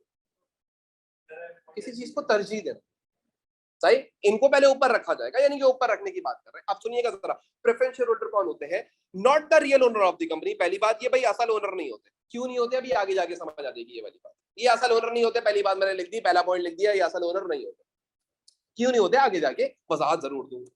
बोलता है दूसरी बात, क्योंकि जब रियल ओनर नहीं है तो फिर they have no voting right in annual general meeting. इनके पास कोई वोटिंग राइट नहीं होता, इनके पास कोई वोटिंग राइट नहीं होता। उसके बाद बोलता है, उसके बाद बोलता है, सुनिएगा, they have fixed rate of dividends. इनका एक फिक्स रेट होता है, इनका एक फिक्स रेट होता है। फॉर एग्जांपल, मैंने शेयर खरीदा, प्रेफरेंस शेयर, हाँ, मैं गया स्टॉक एक्सचेंज, मैंने बोला मुझे प्रेफरेंस शेयर चाहिए। प्रेफरेंस शेयर मैंने लिख के मैंने खरीदे, लेट सपोज 10 लाख रुपए के। उसके ऊपर मुझे क्या मिलेगा? 10% का फिक्स रेट का डिविडेंड मिलेगा। अब कुछ भी हो जाए मुझे 10% का डिविडेंड मिलेगा। लेकिन सवाल ये उठता है कि क्या कंपनी लॉस करेगी तब भी मिलेगा? नहीं, तब नहीं मिलेगा, तब नहीं मिलेगा। बच्चा अक्सर ये सोचता है कि यार इसका मतलब तो ये हो गया कि आपने अगर पैसे दे ही दिए तो अगर आपको कंपनी प्रॉफिट नहीं भी कर रही तो भी पैसे देगी किसी भी तरीके से। ऐसा नहीं होता, क्योंकि आप भी एक तरीके से शेयर होल्डर हो, और शेयर होल्डर एक ना एक तरीके से जाके इन ब्रॉड एस्पेक्ट तो वो एक ओनर ही है। हाँ, तो अगर कंपनी प्रॉफिट नहीं करेगी तो नहीं मिलेगा, लेकिन अगर कंपनी प्रॉफिट कर रही है तो अब इनको कम या ज्यादा नहीं, फ्लक्चुएशन नहीं, फिक्स्ड। अगर किसी का बंधा हुआ है 10,000 एक साल का मिलेगा तो हर साल 10,000 10,000 10,000 और 10,000 ही मिलेगा अगर कंपनी प्रॉफिट कर रही होगी। ये कौन है? प्रेफरेंस शेयर होल्डर्स होते हैं। रियल ओनर नहीं है, वोटिंग राइट नहीं है, लेकिन इनका फायदा क्या है? एक फिक्स रेट ऑफ रिटर्न है। लेकिन फिक्स रेट ऑफ रिटर्न होना फायदा नहीं, जहां फायदा है वही नुकसान भी है। फॉर एग्जाम्पल, एक कंपनी ने 10 करोड़ का प्रॉफिट करा और प्रेफरेंस डिविडेंड को मिला खाली 10,000 रुपए, तो बाकी पैसा किसका हुआ? ऑर्डिनरी तो कितनी बड़ी अर्निंग करी। और इसी जगह कंपनी ने सिर्फ प्रॉफिट करा 10,000 रुपए का, वो सारा किसको पे कर दोगे? प्रेफरेंस को। ऑर्डिनरी को क्या मिला? कुछ भी नहीं, क्योंकि they are the real owners. कभी के दिन बढ़े, कभी की रात बढ़ी, 2 साल कोरोना गुजरा, बात समझ आई? अभी छापेंगे भी, ऐसे ही होता है। अब सुने आगे बात। बोलता है they have preference over ordinary shareholders at the time of distribution of profit as well as in the case of insolvency। इनके पास एक प्रेफरेंस होती है। प्रेफरेंस क्या होती है? कि जब प्रॉफिट बढ़ेगा तो पहले किसमें बढ़ेगा? प्रेफरेंस शेयर्स को। फिर बचा तो किसमें बढ़ेगा? ऑर्डिनरी को। अगर कारोबार बंद हो रहा है तो भी पहले किसको पैसा दिया जाएगा? प्रेफरेंस शेयर को। और फिर किसको मिलेगा? ऑर्डिनरी शेयर होल्डर्स को मिलेगा। बात समझ आती है? क्लियर होती है? तो अगर अब आप सोचो कि आप किसी कंपनी से एक फिक्स प्रॉफिट ले रहे हो, तो क्या आप असली हकदार या असली ओनर कहलाओगे? अगर आप एक फिक्स रेट लेते हो किसी कंपनी से, बोलते हो भाई मुझे एक फिक्स रेट चाहिए, तो क्या आप उस कंपनी के ओनर हो? नहीं। फॉर एग्जाम्पल, मैं अगर सुबह को काम करने जा रहा हूँ और सुबह को मैं काम करते हुए बोल रहा हूँ भाई मुझे इतने पैसे चाहिए, तो मैं तो एक फिक्स रेट ले रहा हूँ। अब उनके प्रॉफिट्स कुछ भी हो, मुझे तो एक फिक्स रेट मिल रहा है। बात समझिए? तो क्या मैं उस कंपनी का ओनर हूँ? नहीं, मैं तो काम कर रहा हूँ आप एक तरीके से, सही है। तो इसी तरीके से प्रेफरेंस शेयर होल्डर का एक फिक्स रेट ऑफ डिविडेंड होता है, उनको एक फिक्स रेट दिया जाएगा। लेकिन हाँ, इनको प्रेफरेंस होती है, पहले इनको दिया जाएगा फिर ऑर्डिनरी शेयर होल्डर्स को दिया जाएगा। बात समझ आती है? अब अगर आपके दिमाग में preference share holder, ordinary share holder clear हो गया तो हम आगे बढ़ेंगे। पहले आप इसको गौर से देख लीजिए कि भाई शेयर क्या होता था, शेयर होल्डर क्या होता था, शेयर होल्डर की टाइप्स देखी, ऑर्डिनरी शेयर्स और प्रेफरेंस शेयर होल्डर्स। फिर ऑर्डिनरी शेयर होल्डर्स कौन से होते हैं और प्रेफरेंस शेयर होल्डर कौन से होते हैं, हमने ये देखा। ऑर्डिनरी शेयर होल्डर के क्या क्या फायदे और क्या नुकसान आते हैं, प्रेफरेंस शेयर होल्डर के क्या क्या फायदे और क्या क्या नुकसान आते हैं, देख लिया आप लोगों ने। ये आपको दिमाग में क्लियर होती है बात? सबको सब कुछ क्लियर है? कोई सवाल नहीं है किसी के दिमाग के अंदर? कुछ भी नहीं है? हाँ, चलो आगे बढ़ो। अब बात करते हैं जो प्रेफरेंस शेयर्स होते हैं ना, अभी जो प्रेफरेंस शेयर होल्डर के बारे में हमने बात करी, या प्रेफरेंस शेयर बोल लो या प्रेफरेंस शेयर होल्डर के बारे में बात कर लो, ये जो प्रेफरेंस शेयर्स होते हैं इनकी भी कुछ टाइप्स होती है। प्रेफरेंस शेयर्स की कुछ टाइप्स होती है। वो टाइप्स कौन सी होती हैं मैं आपको वो बताता हूँ। पहले टाइप के प्रेफरेंस शेयर्स होते हैं जिसको हम कहते हैं रिडीमेबल प्रेफरेंस शेयर्स, और दूसरे टाइप के प्रेफरेंस शेयर होते हैं जिसको हम कहते हैं नॉन रिडीमेबल प्रेफरेंस शेयर्स। तो पहले तो आप ये समझ लें कि रिडीमेबल प्रेफरेंस शेयर्स किसको कहा जाता है और नॉन रिडीमेबल प्रेफरेंस शेयर्स या प्रेफरेंस शेयर होल्डर किसको कहा जाता है, आप ये समझ लें। रिडीमेबल का मतलब क्या, पहले ये समझेंगे, उसके बाद फिर बाकी तो हमें पता है प्रेफरेंस शेयर। देखो यार, मैं आपको एक एग्जांपल से समझाता हूँ, ये बात बहुत आसान कर देता हूँ आपके लिए। ये एक बच्चे ने मुझसे मेरी कंपनी के शेयर्स खरीदे। इसने मुझे 10 लाख रुपए दिए और मैंने इसको कंपनी के शेयर्स दे दिए। अब इसके पास मेरी कंपनी के शेयर्स हैं, लेकिन जो इसने शेयर मुझे खरीदे थे ना, वो प्रेफरेंस शेयर्स थे। प्रेफरेंस शेयर का मतलब क्या है कि ये रियल ओनर तो नहीं है, हाँ, इसके पास कोई वोटिंग राइट तो नहीं है, लेकिन इसको एक फिक्स रेट ऑफ क्या मिला करेगा, डिविडेंड मिला करेगा। बात समझ आती है, एक फिक्स रेट ऑफ इसको डिविडेंड मिला करेगा। लेकिन मेरा इसके साथ अग्रीमेंट ये हुआ है कि 5 साल बाद मैंने जो तुम्हें शेयर्स आज बेचे हैं, 5 साल बाद मैं तुमसे ये शेयर्स बाय बैक कर दूंगा। कौन बोल रही है, ये कंपनी बोल रही है। किसको बोल रही है, शेयर होल्डर, कि मैं तुमसे ये क्या कर लूंगा, इन शेयर्स को वापस रिडीम कर लूंगा, यानी मैं तुमसे कागज वापस लूंगा और पैसे दे दूंगा। अब बच्चे के दिमाग में आता है, सर 5 साल पहले इसने आपसे शेयर खरीदे थे 10 लाख रुपए की, 5 साल बाद क्या आप इसको 10 लाख रुपए वापस देंगे? नहीं, उस टाइम पे इसने मार्केट वैल्यू पे खरीदा था, आज भी मैं इसको मार्केट वैल्यू पे ही पैसे दे रहा हूँ वापस, यानी कि भाई ये तुम्हारे ये पैसे बनते हैं या इस तरीके से होता है, तो मैं उसको उस तरीके से पैसे उसके वापस दे दूंगा। लेकिन प्रॉपर पूरी मार्केट वैल्यू पे नहीं होता, उसके अंदर कोई एक अमाउंट अलग से सेट कर ली जाती है। उसूलन यही होता है कि पहले से अमाउंट सेट कर ली जाती है, क्योंकि पिछले 5 सालों के अंदर इसने प्रॉफिट भी तो लिए हैं मुझसे, हाँ। तो एक अमाउंट होती है, मार्केट वैल्यू नहीं होती, मार्केट वैल्यू से थोड़ा कम होता है। लेकिन आप आपसे एग्जाम नहीं पूछेगा कि भाई रिडीमेबल प्रेफरेंस शेयर्स क्या होते हैं, तो ये वो शेयर्स होते हैं, ये वो शेयर्स होते हैं जो एक स्पेसिफिक टाइम पीरियड के बाद कंपनी बाय बैक कर लेती है।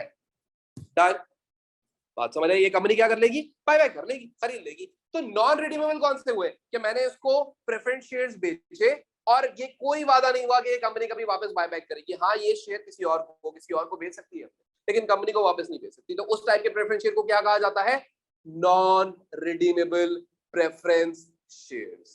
हाँ, बात समझ आई? ये बात समझ रहे हो ना मैं जो कह रहा हूं? तो रिडीमेबल का मतलब क्या है कि कंपनी कुछ स्पेसिफिक टाइम के बाद वो शेयर्स को बाय बैक कर लेगी, ये वो शेयर्स होंगे। और कुछ होंगे जो नॉन रिडीमेबल, जो कंपनी कुछ अरसे के बाद बाय बैक नहीं करेगी। सिंपल है। तो क्या सर ये पेपर वो जो आप शेयर खरीदते हो उसके ऊपर लिखा होता है? हाँ, सब कुछ उसके ऊपर मेंशन होता है कि भाई ऑर्डिनरी है या प्रेफरेंस है। अगर प्रेफरेंस है तो रिडीमेबल है या नॉन रिडीमेबल है, मेंशन होगा उसके ऊपर। तो अगर ऑर्डिनरी है फिर तो कोई बायबैक का चक्कर ही नहीं है, क्योंकि अब तो आप ओनर बन चुके, सही है। लेकिन अगर प्रेफरेंस है तो फिर प्रेफरेंस दो टाइप के हो सकते हैं, या तो रिडीमेबल या नॉन रिडीमेबल। अगर रिडीमेबल है तो कंपनी एक टाइम बाद उसको पैसे वापस देके उससे शेयर बायबैक कर लेगी, और नॉन रिडीमेबल है तो फिर कंपनी उसको वापस बायबैक नहीं करेगी, वो किसी और की ओनरशिप के अंदर दे सकता है, इसके अंदर कोई मसला नहीं। क्लियर? यहां तक बात समझ आती है? अब जो प्रेफरेंस शेयर्स होते हैं वो दो टाइप के होते हैं, जिसके अंदर हम लोगों ने पढ़ा, एक रिडीमेबल, एक नॉन रिडीमेबल। रिडीमेबल के अंदर एक और कैटेगरी भी मौजूद होती है, उस कैटेगरी को कहते हैं क्यूमुलेटिव प्रेफरेंस शेयर्स। और नॉन रिडीमेबल जो होते हैं वो नॉन क्यूमुलेटिव प्रेफरेंस शेयर्स होते हैं। तो भाई इसी तरीके से जब क्यूमुलेटिव समझ जाओगे तो नॉन क्यूमुलेटिव बाय डिफॉल्ट समझ आ जाएगा, जैसे कि रिडीमेबल समझ आया तो नॉन रिडीमेबल समझ आ गया खुद ही, उसमें कोई समझाना नहीं पड़ा। क्यूमुलेटिव शेयर के लिए हम एक एग्जांपल बात करते हैं। मैं यहाँ पे एग्जांपल बनाता हूँ, example of cumulative and non cumulative share. For example एक कंपनी ने प्रेफरेंस शेयर्स, लेट्स सपोज हम यहाँ लिखते हैं $1 1,00,000 प्रेफरेंस शेयर्स, और इधर लिख देते हैं हम 10%। इस लाइन का मतलब क्या है? इस लाइन का मतलब यह है कि जो प्रेफरेंस शेयर्स बटे हैं वो 1,00,000 कागज बटे हैं। कितने कागज बटे? 1,00,000। हर एक कागज जो था वो कितने डॉलर का था? $1 का था। और उसके ऊपर जो डिविडेंड दिया जाएगा एनुअली, वो कितना दिया जाएगा? 10% का दिया जाएगा। तो फॉर एग्जाम्पल अगर मैं आपसे बोलता हूं कि आपने कैलकुलेट, मैं यहाँ पे बोलता हूं कैलकुलेट डिविडेंड।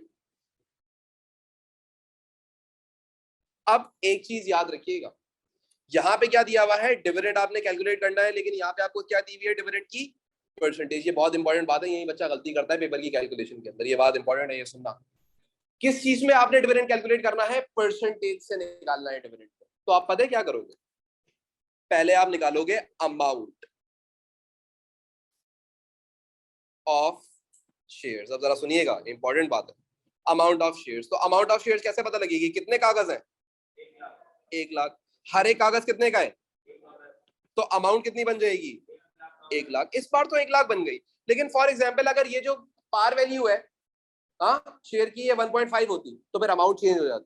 तो डिविडेंड की परसेंटेज जब भी दी हुई होगी तो अमाउंट कैलकुलेट करना लाजिम हो गया आपके लिए। तो अब अमाउंट कितनी आई इस बार, 1 लाख, क्योंकि भाई शेयर 1 का था और 1 लाख शेयर से तो 1 लाख की अमाउंट बनी। लेकिन जहां पे शेयर प्राइस जो है वो 1.5 हो जाती तो अमाउंट चेंज हो जाती ना, हाँ 1.5 लाख बन जाती ना। बात समझ आई है? अच्छा फॉर एग्जाम्पल मैं आपको इस बात को समझाने के लिए मैं आपको बोलता हूँ कि भाई आप इसका पहले तो मुझे बताएं डिविडेंड कितना बनेगा। तो आप बोलोगे सर 1 लाख का कितना परसेंट, 10%। कितना डिविडेंड बना एनुअली, $10,000, 10,000 का डिविडेंड हो गया। लेकिन फॉर एग्जाम्पल अगर इसकी वैल्यू 1.5 होती तो अब डिविडेंड कितना बनता, तो तुम पहले क्या करोगे, क्या कैलकुलेट करोगे, अमाउंट। अमाउंट कैसे कैलकुलेट होगी, कितने शेयर्स हैं,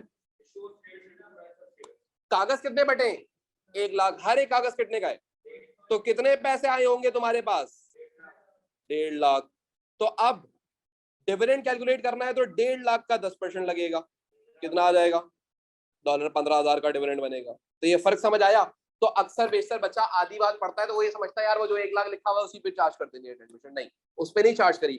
ये जो 1 लाख यहाँ पे लिखा हुआ है, ये 1 लाख नंबर ऑफ शेयर्स, ये क्या है, number of shares. So you need to calculate the amount of shares in order to calculate dividend, अगर परसेंटेज गिवन हो तो।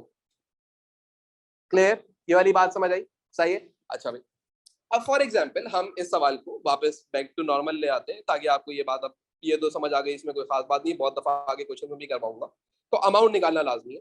तो भाई हर साल का डिविडेंड कितना बनता था, 10,000 रुपए। फॉर एग्जाम्पल मेरे पास है यहाँ पे ईयर 1, ईयर 2, ईयर 3 और ईयर 4, 4 सालों के मेरे पास प्रॉफिट्स हैं। अब जरा सुनिएगा, मेरे पास पहले साल प्रॉफिट हुआ लेट्स सपोज 30,000 रुपए का, दूसरे साल प्रॉफिट हुआ मेरे पास 12,000 रुपए का, तीसरे साल मेरी कंपनी ने प्रॉफिट किया लेट्स सपोज 8,000 रुपए का, और उससे अगले साल मेरी कंपनी ने प्रॉफिट किया लेट्स सपोज 20,000 रुपए।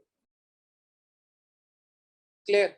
हर साल प्रेफरेंस को पैसा कितना देना है, देखें हर साल प्रेफरेंस को डिविडेंड कितना देना है, 10,000 का डिविडेंड देना है, ये बात मानते हैं सब लोग? अच्छा जी, पहले साल आप क्या करेंगे, इसमें से 10,000 रुपए किसको दे देंगे, प्रेफरेंस शेयर्स को। तो अब रिमेनिंग कितना बचा, ये 20,000 किसको मिल जाएगा, ऑर्डिनरी शेयर होल्डर्स को। रिमेनिंग ऑर्डिनरी शेयर होल्डर्स का बचा कुछ है उनका है, ज्यादा हो या कम हो उनका है। हाँ, उससे अगले साल कितने का प्रॉफिट हुआ, 12,000। प्रेफरेंस को कितना दे दोगे, ऑर्डिनरी को कितना मिलेगा, 2,000। अब सुनिएगा गेम चेंज होगी। यहाँ पे इस साल प्रॉफिट कितना हुआ, 8,000। प्रेफरेंस को कितना देना है, दे सकते हो, नहीं दे सकते, कम से कम कितना दे सकते हो, 8,000। तो पूरे 8,000 यहाँ पे दे दोगे। अब जरा सुनिएगा, यहाँ इंपॉर्टेंट बात करूंगा, यहाँ पे कितने दे दोगे, पूरे 8,000। हाँ ये बात समझ आई, 8,000 दे दोगे। ऑर्डिनरी को कितना दोगे, कुछ बचा ही नहीं, तो ऑर्डिनरी को तो कुछ नहीं मिला। उससे अगले साल तुम्हारी कंपनी ने प्रॉफिट कितना करा, प्रेफरेंस शेयर होल्डर को कितना देना है, 10,000 देना था। लेकिन अब तुम क्या करोगे, अगर क्यूमुलेटिव प्रेफरेंस शेयर होगा, अगर क्यूमुलेटिव प्रेफरेंस शेयर होगा तो पिछले साल अगर कोई डिविडेंड उसका नहीं दे पाए तो इस साल उस डिविडेंड को भी ऐड करके दे दोगे। यानी कि नॉर्मली कितना देना होता था इनको, 10,000, लेकिन इस बार मजीद इसके अंदर ऐड कितना कर लोगे, और जो पिछले साल का नहीं दे पाए 2,000। तो अब रिमेनिंग कितना बचेगा, 8,000। ये 8,000 किसको बढ़ जाएगा, ऑर्डिनरी शेयरहोल्डर्स को। This is the example of cumulative preference share. In any case अगर आप लास्ट ईयर उसका पूरा डिविडेंड नहीं दे पाए, एक फिक्स डिविडेंड नहीं दे पाए, तो फिर अब आप क्या करेंगे, नेक्स्ट ईयर जब आप प्रॉफिट करेंगे तो तब देंगे। सर नेक्स्ट ईयर भी नहीं होता तो बेटा वो add on add on add on, cumulative है ना, हाँ क्यूमुलेट, हाँ तो क्यूमुलेटिव है तो होता जाएगा, जिसको आगे बढ़ाते जाओगे, ऐड करते जाओगे, ऐड करते जाओगे, आखिर में जब प्रॉफिट होगा तब आपने उनको वो देना है। जब तक सर ये पैसा इन्होंने अभी तक नहीं दिया हुआ, जैसे कि इस केस के अंदर इन्होंने 2000 नहीं दिया हुआ, तो क्या ये 2000 रुपए कंपनी के ऊपर उधार है? हाँ उधार है। तो सर कहाँ शो करेंगे? बेटा अगले साल पे करना है तो करंट लायबिलिटी में शो कर देना। बात समझ रहे? ये बहुत डेप्थ की बात कर रहा हूँ, आपसे कुछ नहीं पूछने वाला, कुछ नहीं पूछने वाला, आपको तो पता होना चाहिए, मेरे बच्चे को पता होना चाहिए, कोई नहीं पूछने वाला ऐसा। लेकिन क्यूमुलेटिव नॉन क्यूमुलेटिव के अंदर डिफरेंस। अब क्यूमुलेटिव का मतलब क्या था कि अगर पिछले साल का डिविडेंड अगर पूरा नहीं दे पाए तो अगले साल उसको ऐड करके देना है। नॉन क्यूमुलेटिव में क्या करोगे? नहीं देंगे, जितना दे दिया, आगे नहीं देंगे। फॉर एग्जाम्पल ईयर 1 के अंदर प्रॉफिट कितना हुआ था? 30,000 का। देखो बेटा 30,000 का, तो इस 30,000 में से कितना देना था? 10,000 दे देंगे। उससे अगले साल कितने का प्रॉफिट हुआ था? 12,000 रुपए का। कितना देना है? 10,000। 10,000 दे देंगे। उससे अगले साल कितना प्रॉफिट हुआ था? 8,000 का। कितना दे देंगे? 8,000। उससे अगले साल कितने का प्रॉफिट हुआ था? 20,000 का। कितना डिविडेंड देंगे? 10। नॉन क्यूमुलेटिव, एड ऑन नहीं करेंगे उसके अंदर। So this is the difference between cumulative preference shares and non cumulative. लेकिन याद रखिएगा क्यूमुलेटिव सिर्फ कौन से वाले होते हैं? जो रिडीमेबल होते हैं। किसके नीचे लिखा हुआ है क्यूमुलेटिव? किस हेडिंग के नीचे लिखा हुआ है? रिडीमेबल प्रेफरेंस शेयर्स ही क्यूमुलेटिव होते हैं, और नॉन रिडीमेबल जो होते हैं वो नॉन क्यूमुलेटिव होते हैं बाय डिफॉल्ट। बाय डिफॉल्ट अगर रिडीमेबल है तो उसकी कैरेक्टरिस्टिक्स ये है, और नॉन रिडीमेबल है तो उसकी कैरेक्टरिस्टिक्स ये है। बात समझ आई? क्लियर है? क्यूमुलेटिव नॉन क्यूमुलेटिव समझ आ गया? सबको समझ आ गया? कोई मसला? देख लो अगर कोई, हाँ लेकिन ओनर तो है ना कंपनी का। तो जब कंपनी ने प्रॉफिट ही नहीं करा, जब कंपनी ने प्रॉफिट ही नहीं करा तो ओनर को पैसे कहां से देगी? वो बोलेगी भाई जब प्रॉफिट ही नहीं हुआ तो मैं तुम्हें पैसे कहां से लाके दूं? नहीं मिलेगा। ऑर्डिनरी को तो अगर जीरो है तो जीरो भी है, इसको तो फिर भी कुछ मिल रहा है। ऑर्डिनरी को कितना मिल रहा है तुम ये नहीं सोच रही उसके बारे में? इसको तो चलो 8 मिल गए, उसको कितने मिले? वो तो बिल्कुल ही ओरिजिनल ओनर है ना, रियल ओनर तो वो है, लेकिन ये भी तो इन ब्रॉडर एस्पेक्ट ये भी तो ओनर ही है। तो अगर नॉन क्यूमुलेटिव है तो जो प्रॉफिट का हिस्सा है अगर वो इनका बन रहा है तो देंगे, नहीं बन रहा तो जितना बन रहा है उतना देके जान छुड़ाएंगे नॉन क्यूमुलेटिव में। लेकिन क्यूमुलेटिव के अंदर भी ऐड ऑन करना पड़ेगा मजबूरी, क्योंकि वो वादा है, वो पेपर के ऊपर शेयर पे वादा लिखा हुआ है कि भाई क्यूमुलेटिव है तो फिर नहीं दे पाए तो फ्यूचर के अंदर देंगे। बात समझ? क्लियर? यहाँ तक क्लियर है? कोई टेंशन नहीं है। अच्छा अब हमने ये देखा कि प्रेफरेंस शेयर्स की दो टाइप्स थी, एक रिडीमेबल, एक नॉन रिडीमेबल। रिडीमेबल का क्या था? कंपनी वादा करती है कि एक टाइम पीरियड के बाद मैं तुमसे शेयर बायबैक कर लूंगी। और रिडीमेबल प्रेफरेंस शेयर्स की कैरेक्टरिस्टिक में एक और कैरेक्टरिस्टिक ये आती है कि ये क्यूमुलेटिव होते हैं, यानी कि अगर डिविडेंड नहीं दे पाए किसी साल तो अगले साल एड ऑन करना है। लेकिन जो non cumulative sorry non redeemable preference shares होते हैं उसमें कंपनी कोई वादा नहीं करती कि मैं शेयर्स कभी आपसे बायबैक करूंगी, हाँ किसी और को भेज दो, सही है, किसी और को भेज दो, मैं आपसे बायबैक नहीं करूंगी। लेकिन लेकिन ये नॉन क्यूमुलेटिव होते हैं। नॉन क्यूमुलेटिव का मतलब क्या है? नॉन क्यूमुलेटिव का मतलब एड ऑन नहीं किया जाएगा, अगर डिविडेंड मिला तो मिला, नहीं मिला तो बात खत्म, सिंपल है। क्लियर? उसके बाद फिर इनकी रिडीमेबल प्रेफरेंस शेयर की एक और कैरेक्टरिस्टिक होती है जिसको हम कहते हैं, ये जो शेयर होल्डर्स होते हैं ये पार्टिसिपेटिंग प्रेफरेंस शेयर्स होते हैं। ये पार्टिसिपेटिंग प्रेफरेंस शेयर्स का मतलब क्या होता है? कुछ लोग ये कहते हैं कि पार्टिसिपेटिंग प्रेफरेंस शेयर का मतलब ये है कि ये लोग एजीएम में पार्टिसिपेट करते हैं, इनके पास वोटिंग राइट होता है। ऐसा कुछ भी नहीं। असल में पार्टिसिपेटिंग प्रेफरेंस शेयर्स का मतलब ये होता है कि अगर एक प्रेफरेंस शेयर होल्डर को 10,000 रुपए मिलने थे हर साल के, तो उसको वो 10,000 रुपए मिल गए। लेकिन हाँ जो रिमेनिंग प्रॉफिट बचा है ऑर्डिनरी शेयर होल्डर्स के लिए, उस प्रॉफिट में से भी इनकी कुछ ना कुछ पार्टिसिपेशन हो जाती है, उस प्रॉफिट के हिस्से में से भी कुछ ना कुछ इनको मिल जाता है। ये उनके पेपर के ऊपर ही लिखा होता है। तो पार्टिसिपेटिंग का मतलब होता है ये रिमेनिंग प्रॉफिट के अंदर भी कुछ ना कुछ हिस्सा अपना पार्टिसिपेशन इनको मिलती है, यानी कि कुछ ना कुछ हिस्सा इनको उस प्रॉफिट का भी मिलता है। फॉर एग्जाम्पल मेरी कंपनी ने 10 लाख रुपए का क्या किया, प्रॉफिट किया, ये 10 लाख रुपए डिविडेंड देना है, मैंने प्रॉफिट नहीं डिविडेंड देना है 10 लाख रुपए का। प्रॉफिट बड़ा होगा डिविडेंड कम होता है। तो अब ये जो प्रॉफिट मैंने देना है, इस प्रॉफिट में से मैंने 5 लाख दे दिए किसको? प्रेफरेंस शेयर्स को। अब रिमेनिंग कितना है? बाकी का 5 वो किसको मिलेगा? ऑर्डिनरी को। लेकिन उस बाकी के 5 में भी अगर पार्टिसिपेटिंग प्रेफरेंस शेयर होल्डर होगा तो उसको भी कुछ ना कुछ परसेंटेज और पे कर दी जाएगी। कहने का मतलब ये तो नॉन पार्टिसिपेटिंग, जो रिमेनिंग बाद में बचा उसमें उनका कोई भी पार्टिसिपेशन नहीं है। बात समझ आई? अच्छा अब याद रखिएगा जो रिडीमेबल प्रेफरेंस शेयर्स होते हैं they are very expensive shares, not cheap like you, सही। तो ये जो है काफी ज्यादा महंगे शेयर्स होते हैं। तो ये तो ये जो शेयर्स है, ये आप लोग जो है वो क्या करते हैं, थोड़े ज्यादा पैसों में होते हैं। सही बात समझे? तो so these are expensive shares, right? ठीक है। अच्छा, नहीं नहीं भाई नहीं, मैं ऑर्डिनरी शेयर होल्डर्स पे ज्यादा बिलीव रखता हूँ, क्योंकि उनका डिविडेंड ज्यादा मुझे अच्छा लगता है। ये सेफ इन्वेस्टमेंट है, सेफ पैसा है, रख दिया पैसा आता रहेगा। जैसे लोग वो करते हैं, बैंक में रखवा देते हैं। तो मैं फिक्स पे कभी काम नहीं करता। सही है, मुझे कभी रास ही नहीं आया फिक्स वाला काम, कभी रास नहीं है। जो होते हैं वो भी डूब जाते हैं। तो फिक्स वाला काम नहीं करो, फ्लक्चुएशन रखो, बाकी बरकत इंशाल्लाह ताला। रिमेनिंग प्रॉफिट के अंदर पार्टिसिपेट करते हैं, दैट्स डिविडेंड्स इनको देने के बाद, प्रेफरेंस को देने के बाद रिमेनिंग भी जो होता है, जो ऑर्डिनरी का हक है, उसमें भी थोड़ा डाका मारते हैं। एक्सपेंसिव है ना सेठ, महंगे वाले शेयर्स है। सही है, तो कोई तो फायदा होगा ना, प्रीमियम शेयर होल्डर्स है। सही है, लेकिन इनको इज्जत नहीं दी जाती, एजीएम में नहीं बुलाते, ये डायरेक्टर इलेक्ट नहीं करते। ये डायरेक्टर इलेक्ट क्यों नहीं करते, आपको पता है? देखो यार, अगर आपको ये बताओ कि यार कोई भी डायरेक्टर आए मुझे 10% ही मिलना है, कोई भी डायरेक्टर आए मुझे 10% डिविडेंड मिलना है, तो वो क्या इंटरेस्ट दिखाएगा कंपनी के अंदर? लेकिन एक है जो बोलेगा यार डायरेक्टर अच्छा आएगा तो प्रॉफिट ज्यादा होगा, मुझे ज्यादा पैसे मिलने हैं, और अगर प्रॉफिट गिरेगा तो कम पैसे मिलने हैं। तो ज्यादा इंटरेस्ट किसका है? ऑर्डिनरी शेयर होल्डर का। Therefore voting ordinary share holder करता है, क्योंकि सारा मकसद ही उसके ऊपर है। ये तो रियल ओनर ही नहीं है ना, इनको तो एक फिक्स रेट मिलेगा। तो देयरफॉर इनकी वोटिंग होने या ना होने से क्या फर्क पड़ता है? यार मुझे बताओ कि यार किसी भी बैंक में कोई भी सीईओ आए, मुझे 5% मिलेगा इंटरेस्ट, तो भाई मैं उसको किसी भी सीईओ बनने में मैं क्यों इंटरेस्टेड होगा, ये बन जाए या वो बन जाए?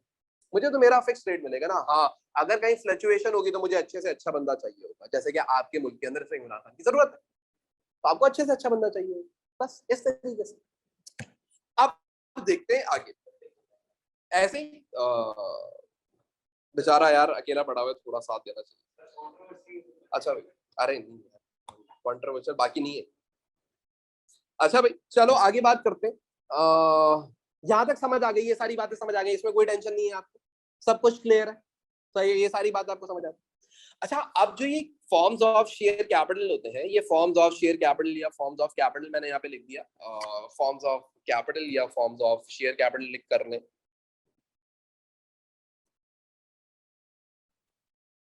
शक्लों के अंदर, किन शक्लों के अंदर होते हैं? तो सबसे पहली जो फॉर्म ऑफ कैपिटल होती है उसको हम कहते हैं ऑथराइज शेयर कैपिटल।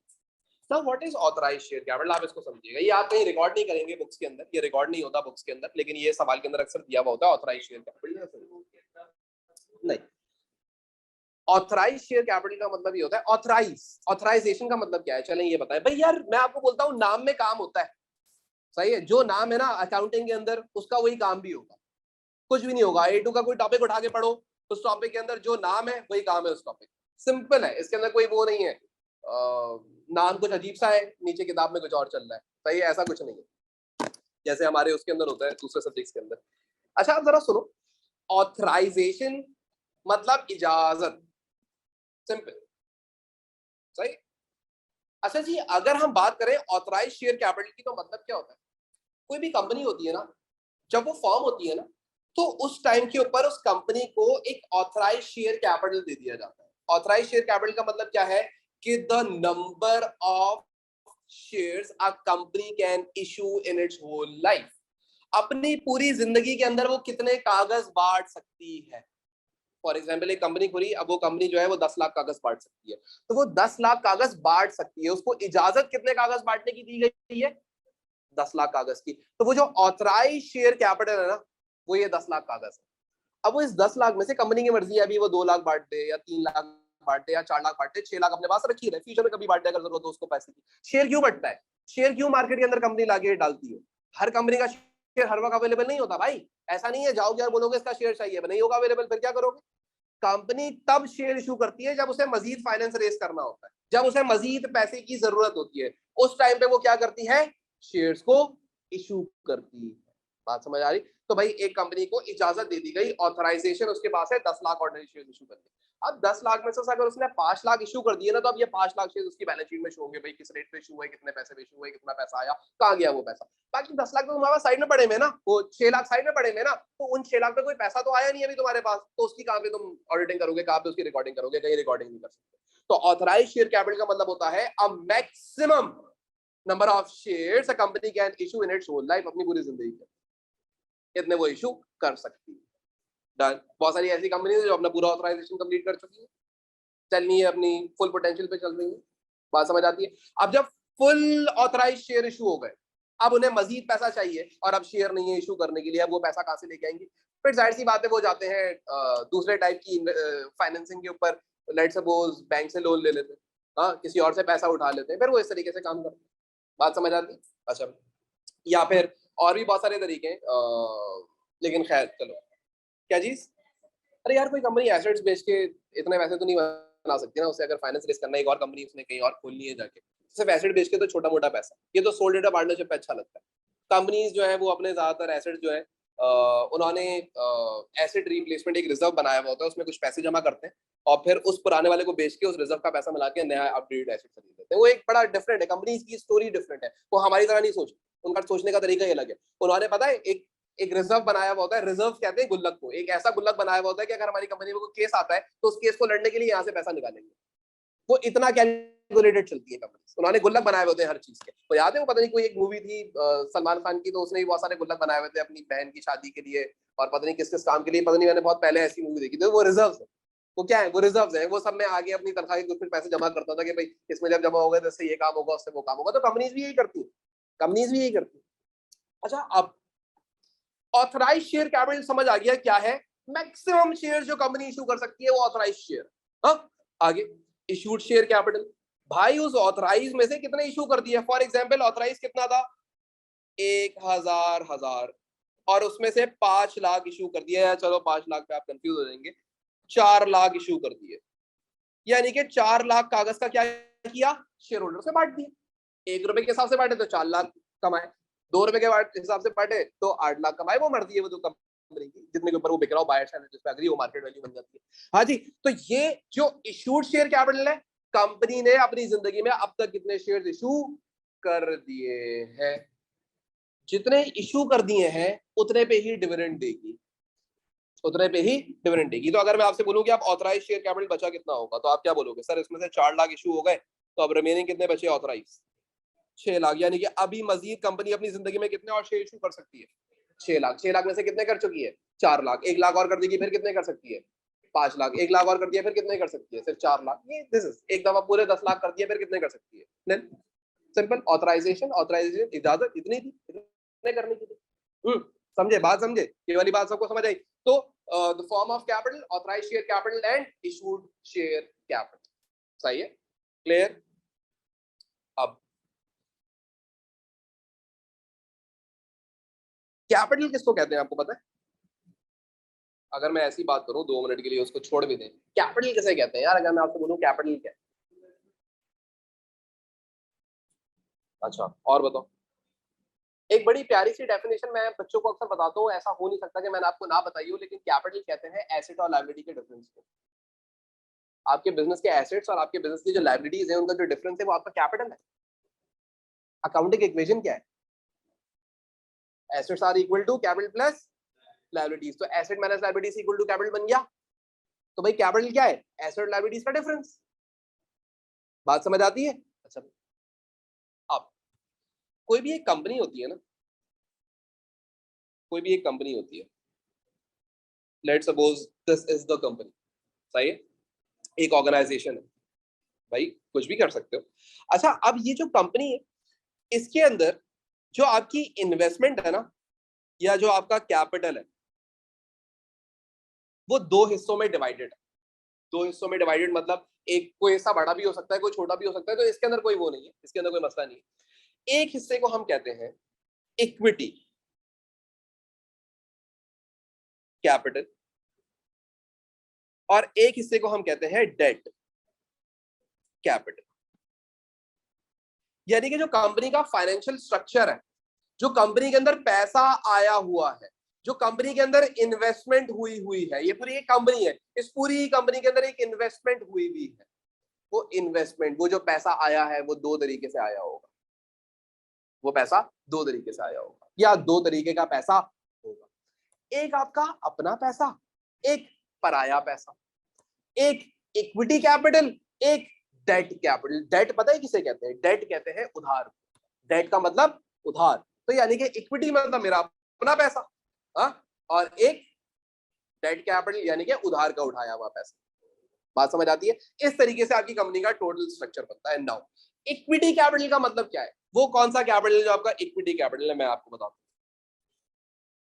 वो पैसा जो आपके पास आया, आपका अपना पैसा है, वो अब आपने किसी को वापस नहीं देना, तो वो कौन सा पैसा होता है?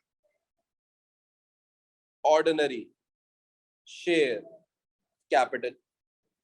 जो मेरे पास ऑर्डिनरी शेयर होल्डर से कैपिटल आता है, ऑर्डिनरी शेयर होल्डर से पैसा आता है, क्या वो कंपनी का अपना पैसा है या किसी और का है? तो क्या मैं उसको इस इक्विटी कैपिटल की कैटेगरी में गिरा सकता हूँ? मैं बोल सकता हूँ कि वो इक्विटी है। हाँ, इसी तरीके से अगर मैं बोलूं प्रेफरेंस शेयर कैपिटल, हाँ या ना? हाँ या ना? अब जो थोड़ा ज्यादा पढ़ने वाला बच्चा होगा ना, जो थोड़ा अलग तरीके से सोचता है, वो इस बात पे कंफ्यूज होगा, लेकिन बाकी लोग इतना कंफ्यूज नहीं होते। देखिए, प्रेफरेंस शेयर होल्डर की दो टाइप की कैटेगरीज थी, एक थी नॉन रिडीमेबल, एक थी रिडीमेबल। तो जो इक्विटी है ना, जो पैसा कभी वापस नहीं देना, तो वो कौन से प्रेफरेंस शेयर होल्डर को नहीं देना होता कभी वापस कंपनी को वो पैसा? Non redeemable. तो कैटेगरी के अंदर इधर मेंशन कर ले नॉन रिडीमेबल। क्लियर? क्योंकि रिडीमेबल को तो एक ना एक दिन पैसा वापस दे देना है। हाँ जी। और इसी तरीके से एक और होता है जिसको हम कहते हैं रिजर्व्स, जिसके बारे में अभी जाके बात करेंगे। Capital and reserves. कैपिटल तो हमें समझ आ गया, दो टाइप के हैं, प्रेफरेंस शेयर, वो प्रेफरेंस और ऑर्डिनरी। लेकिन रिजर्व्स क्या होते हैं अभी आगे जाके बात करेंगे, कैपिटल स्ट्रक्चर के अंदर ही बात करेंगे। तो ये एक और चीज मैंने ऐसी लिखी। अब डेट कैपिटल क्या होता है? डेट कैपिटल को प्यार से फिक्स्ड कॉस्ट कैपिटल भी कहते हैं। फिक्स कॉस्ट कैपिटल का मतलब यानी कि ये वो पैसा होता है जिसके ऊपर आपने एक फिक्स अमाउंट हर साल पे करनी होती है। For example bank loan. Bank loan क्या होता है? क्या करना है? सोचो, सोच के देखो बैंक लोन के बारे में, क्या करना है बैंक लोन के साथ? हर साल एक फिक्स इंटरेस्ट पे करना है, तो फिक्स कॉस्ट कैपिटल है पहली बात। क्या तुम्हारा ये अपना पैसा है या एक दिन वापस करना है? वापस करना है तो डेट कैपिटल है। अभी तुम्हारे पास है, तुमने इन्वेस्ट करा हुआ है, लेकिन कल को वापस करना है, तो किसकी कैटेगरी के अंदर आया? डेट कैपिटल की कैटेगरी के अंदर आया। मैं एक और एग्जांपल यहाँ पे लिखता हूँ, एक और एग्जांपल लिखता हूँ मैं यहाँ पे। Preference share capital redeemable. इनकी कैरेक्टरिस्टिक को सोचो तो क्या थी? हर साल फिक्स रेट देना है, और अगर नहीं दे पाए तो अगले साल ऐड करके देना है। याद है ना? क्यूमुलेटिव, सबको याद है ना? बात करी थी। क्या एक टाइम बाद इनको इनकी पेमेंट वापस देके शेयर वापस ले लेने? तो क्या बैंक लोन और इनमें कोई खास फर्क हुआ? नहीं। तो ये कौन है? ये भी आपकी डेट कैपिटल की एग्जांपल है। तो प्रेफरेंस शेयर्स दो हिस्सों में, एक को मैंने ओनरशिप में डाला, इक्विटी में डाला, और दूसरे को मैंने डेट में डाल के दिखाया और प्रूव किया, क्योंकि आप पीछे पड़ के आए पूरा ये मुझसे। बात समझ आई? क्लियर? अच्छा भाई, और बहुत करते हैं। एक और चीज होती है जिसे हम कहते हैं डिबेंचर। डिबेंचर्स क्या होते हैं? डिफरेंट फाइनेंशियल इंस्टीट्यूट्स होते हैं, वो क्या करते हैं, आपकी कंपनीज को लोन प्रोवाइड करते हैं। तो आप बैंक लोन लेने के बजाय किसी डिबेंचर से भी लोन ले सकते हैं, लेकिन उनको भी क्या देना होता है? एक फिक्स रेट ऑफ इंटरेस्ट देना होता है, और कुछ टाइम बाद जाके उनको भी आपने क्या करनी होती है? पे ऑफ कर देना होता है। बात समझ आती है? वो डिबेंचर है। तो सर एक बात बताएं, बैंक से ही ले लेना, चाहे बैंक से लोन लेने, डिबेंचर क्या है ये? डिबेंचर कहां से बीच में आ गया? डिबेंचर की ऐसी नीड क्या पड़ी जो डिबेंचर इस दुनिया के अंदर मौजूद है? बैंक भी तो यही कर रहा है, फिक्स रेट देता है, फिक्स रेट देता है, हाँ, और एक दिन पैसा ही वापस देना होता है। क्या बोल रही हो बेटा? बिल्कुल सही है।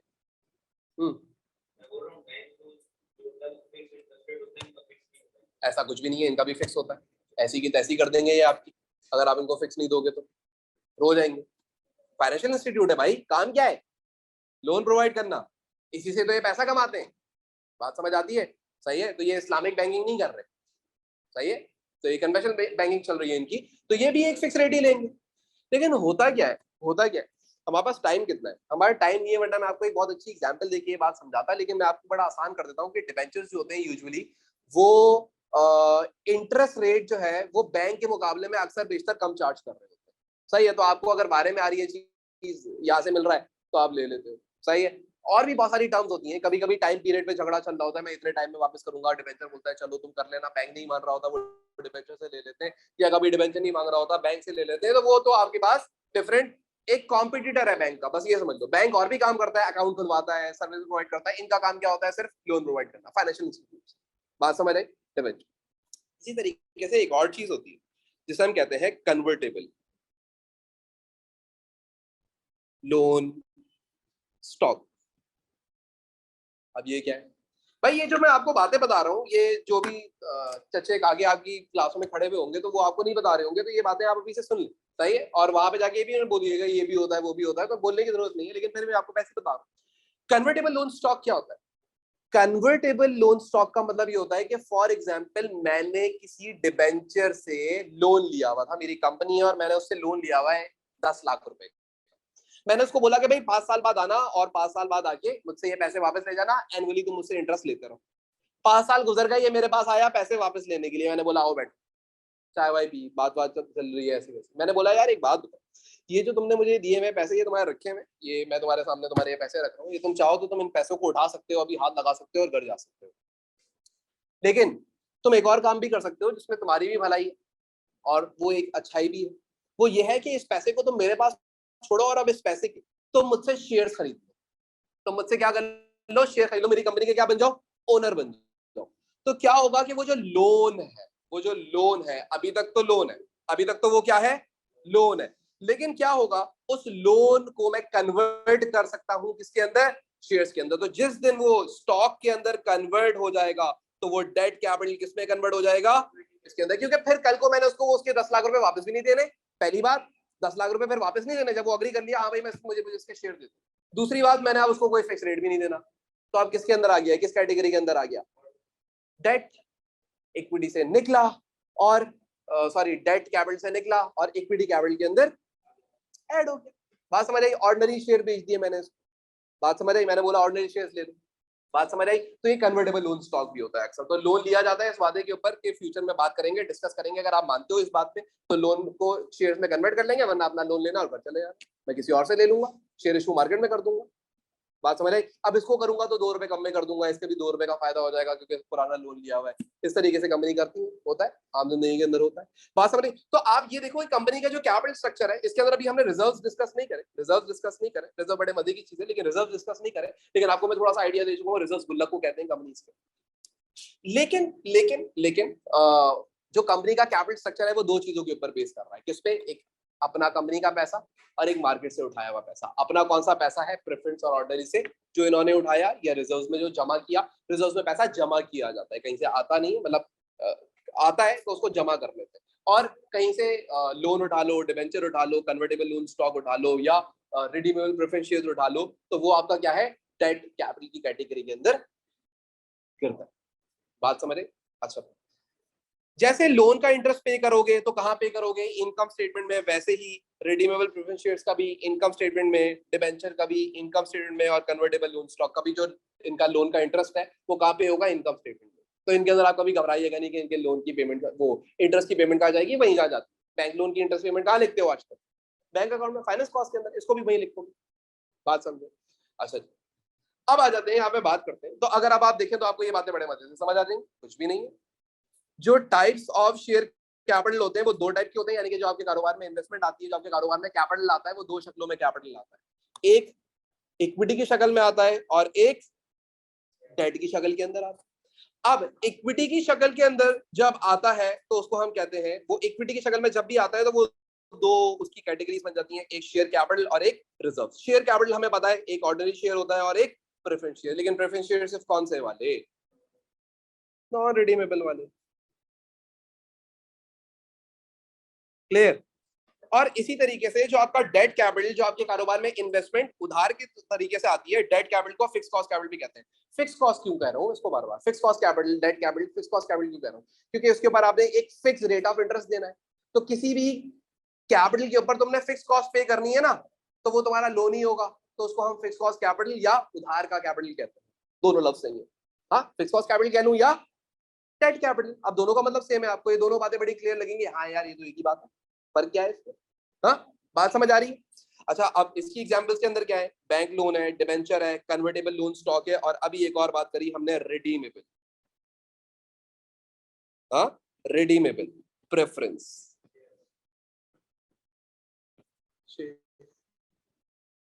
सही है, यहां तक बात समझ आई। अब हम बात करते हैं रिजर्व्स के बारे में। रिजर्व्स क्या होते हैं? पहली बात याद रखिएगा, जो रिजर्व्स होते हैं ना, जो रिजर्व्स होते हैं, ये आपकी कंपनी के गुल्लक है।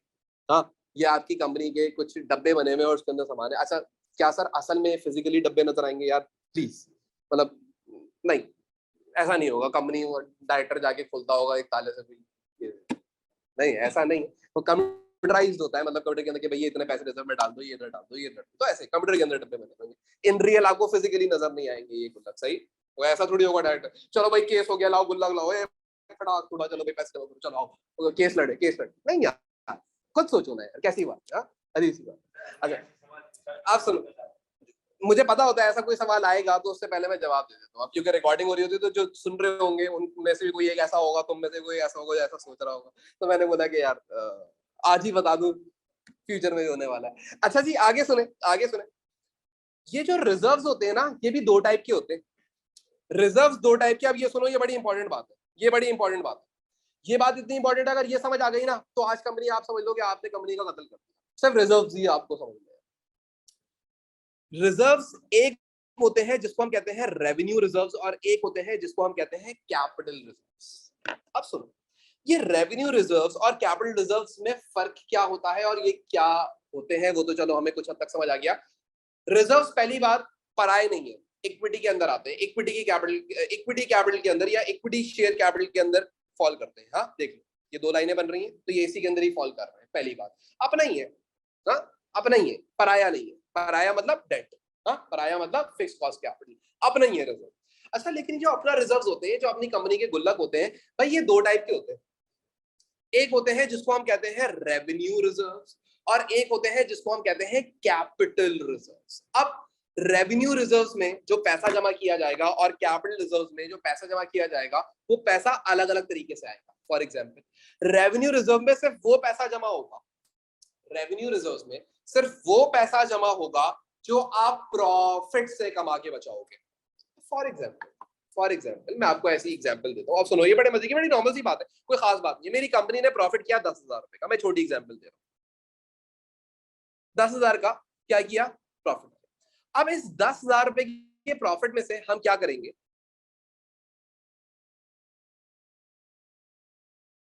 सुनिएगा जरा बात को गौर से, इस 10,000 के प्रॉफिट को हम दो हिस्सों में तोड़ लेंगे।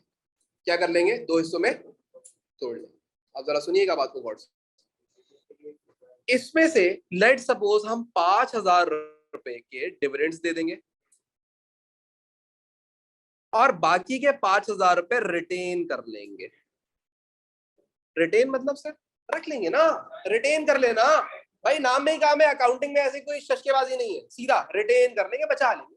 हाँ, साइड में कर लेंगे, साइड में मैं कुछ पैसे रिटेन कर लिए। जैसे मैं कुछ पैसे ले जाके घर में रखता हूँ, तो जब मैं अगले दिन अलमारी खोलता हूँ तो वो पैसे कहीं और रिटेन हो गए होते हैं, मुझे पता भी नहीं लगता। सही सब होता है, मतलब, लेकिन अब हमें कोई सवाल थोड़ी पूछोगे आप जाके, यार आपको पता है फिर क्या होगा, आपने वापस भी तो कराना ही है ना। अच्छा जी, तो नहीं पूछोगे, लेकिन वो कहीं रिटेन हो जाते हैं। सही है, बात समझ रहे हैं? वो रिटेन हो जाते हैं तो वो कल को कहीं इस्तेमाल आ जाते हैं, कोई नई चीज आ रही है घर में, यार ये कहाँ से आई है, रिटेन, रिटेन साइड समझ रहे? तो रिटेन हो जाते हैं भाई, नॉर्मल सी बात है, इसके अंदर कोई वो नहीं है। अच्छा, अब हमने क्या करा, 5,000 रुपए के डिविडेंड्स दे दिए, 5,000 रुपए के डिविडेंड्स दे दिए, यानी कि ये तो शेयर होल्डर में बैठ गया, वो खा पी के खत्म कर दिया। सही, बाकी के 5,000 रुपए हमारी कंपनी ने क्या किया? बचा लिया। इस 5,000 रुपए को क्या कर लिया? बचा लिया। अब इस 5,000 रुपए को हम क्या करेंगे? रिजर्व में जमा कर लेंगे, रिजर्व में जमा कर लेंगे। लेकिन अब याद रखिएगा कि भाई रिजर्व तो दो टाइप के होते हैं। एक रिजर्व है जो कि है रेवेन्यू रिजर्व, और एक रिजर्व है कैपिटल रिजर्व। तो सर ये 5,000 रुपए किधर जमा करेंगे? तो सवाल ये उठता है कि भाई ये देखो कि ये पैसा प्रॉफिट से आया है या अदर देन प्रॉफिट आया है? अदर देन प्रॉफिट क्या है सर? वो तो हमें पता ही नहीं है, भूल जाओ। क्या ये पैसा प्रॉफिट से आया है? प्रॉफिट से ही तो बचाया है। तो भाई प्रॉफिट से अगर तुम कोई पैसा बचाओगे तो उस पैसे को कौन से रिजर्व में जमा करोगे? कौन से रिजर्व में? रेवेन्यू रिजर्व्स में लेके जाओगे, क्योंकि रेवेन्यू रिजर्व्स का मतलब क्या है? आओ देखो प्यार से लिखा, मेड फ्रॉम प्रॉफिट। ये रिजर्व किस पैसे से बनेंगे? प्रॉफिट के पैसे से बनेंगे। किस पैसे से बनेंगे? प्रॉफिट के पैसे से। तो ये 5,000 कहां से रिटेन करा? प्रॉफिट से। तो ये तुम क्या करोगे? रिटेन अर्निंग्स में आके 5,000 रुपए रिकॉर्ड कर लो। रिटेन अर्निंग्स में 5,000 रुपए आके रिकॉर्ड कर लो। बात समझ आई? तो इसमें क्या मुश्किल है? मैंने अभी तक क्या मुश्किल बात करी? 10,000 का प्रॉफिट हुआ, 5 डिविडेंड 5 दिया, 5 रिटेन कर लिया। रिटेन किधर करोगे? देखा कहां से पैसा आया है? प्रॉफिट से आया है, तो रेवेन्यू रिजर्व में। अगर अदर देन प्रॉफिट होगा भी बात करूंगा। अदर देन प्रॉफिट क्या होता है? कुछ होता ही होगा ना, कहीं और से भी पैसा आता है। तो अभी सोचना, अब सबके दिमाग में आ रहा होगा नॉन करेंट एसेट बेचने। भाई नहीं, ऐसा नहीं सोचो, प्लीज नहीं सोचो। आप लोग सोच रहे हो, कुछ लोग सोच रहे हो नहीं। अदर देन प्रॉफिट और भी बहुत तरीके पैसे। अच्छा सुने, आपको एक ही चीज होती है ना, वो दिमाग के अंदर बैठा दिया। अच्छा जी आगे सुनिएगा जरा। तो ये पैसा मैं क्या करूंगा? रिटेन अर्निंग्स में जमा कर लूंगा। अब ये रिटेन अर्निंग्स क्या है?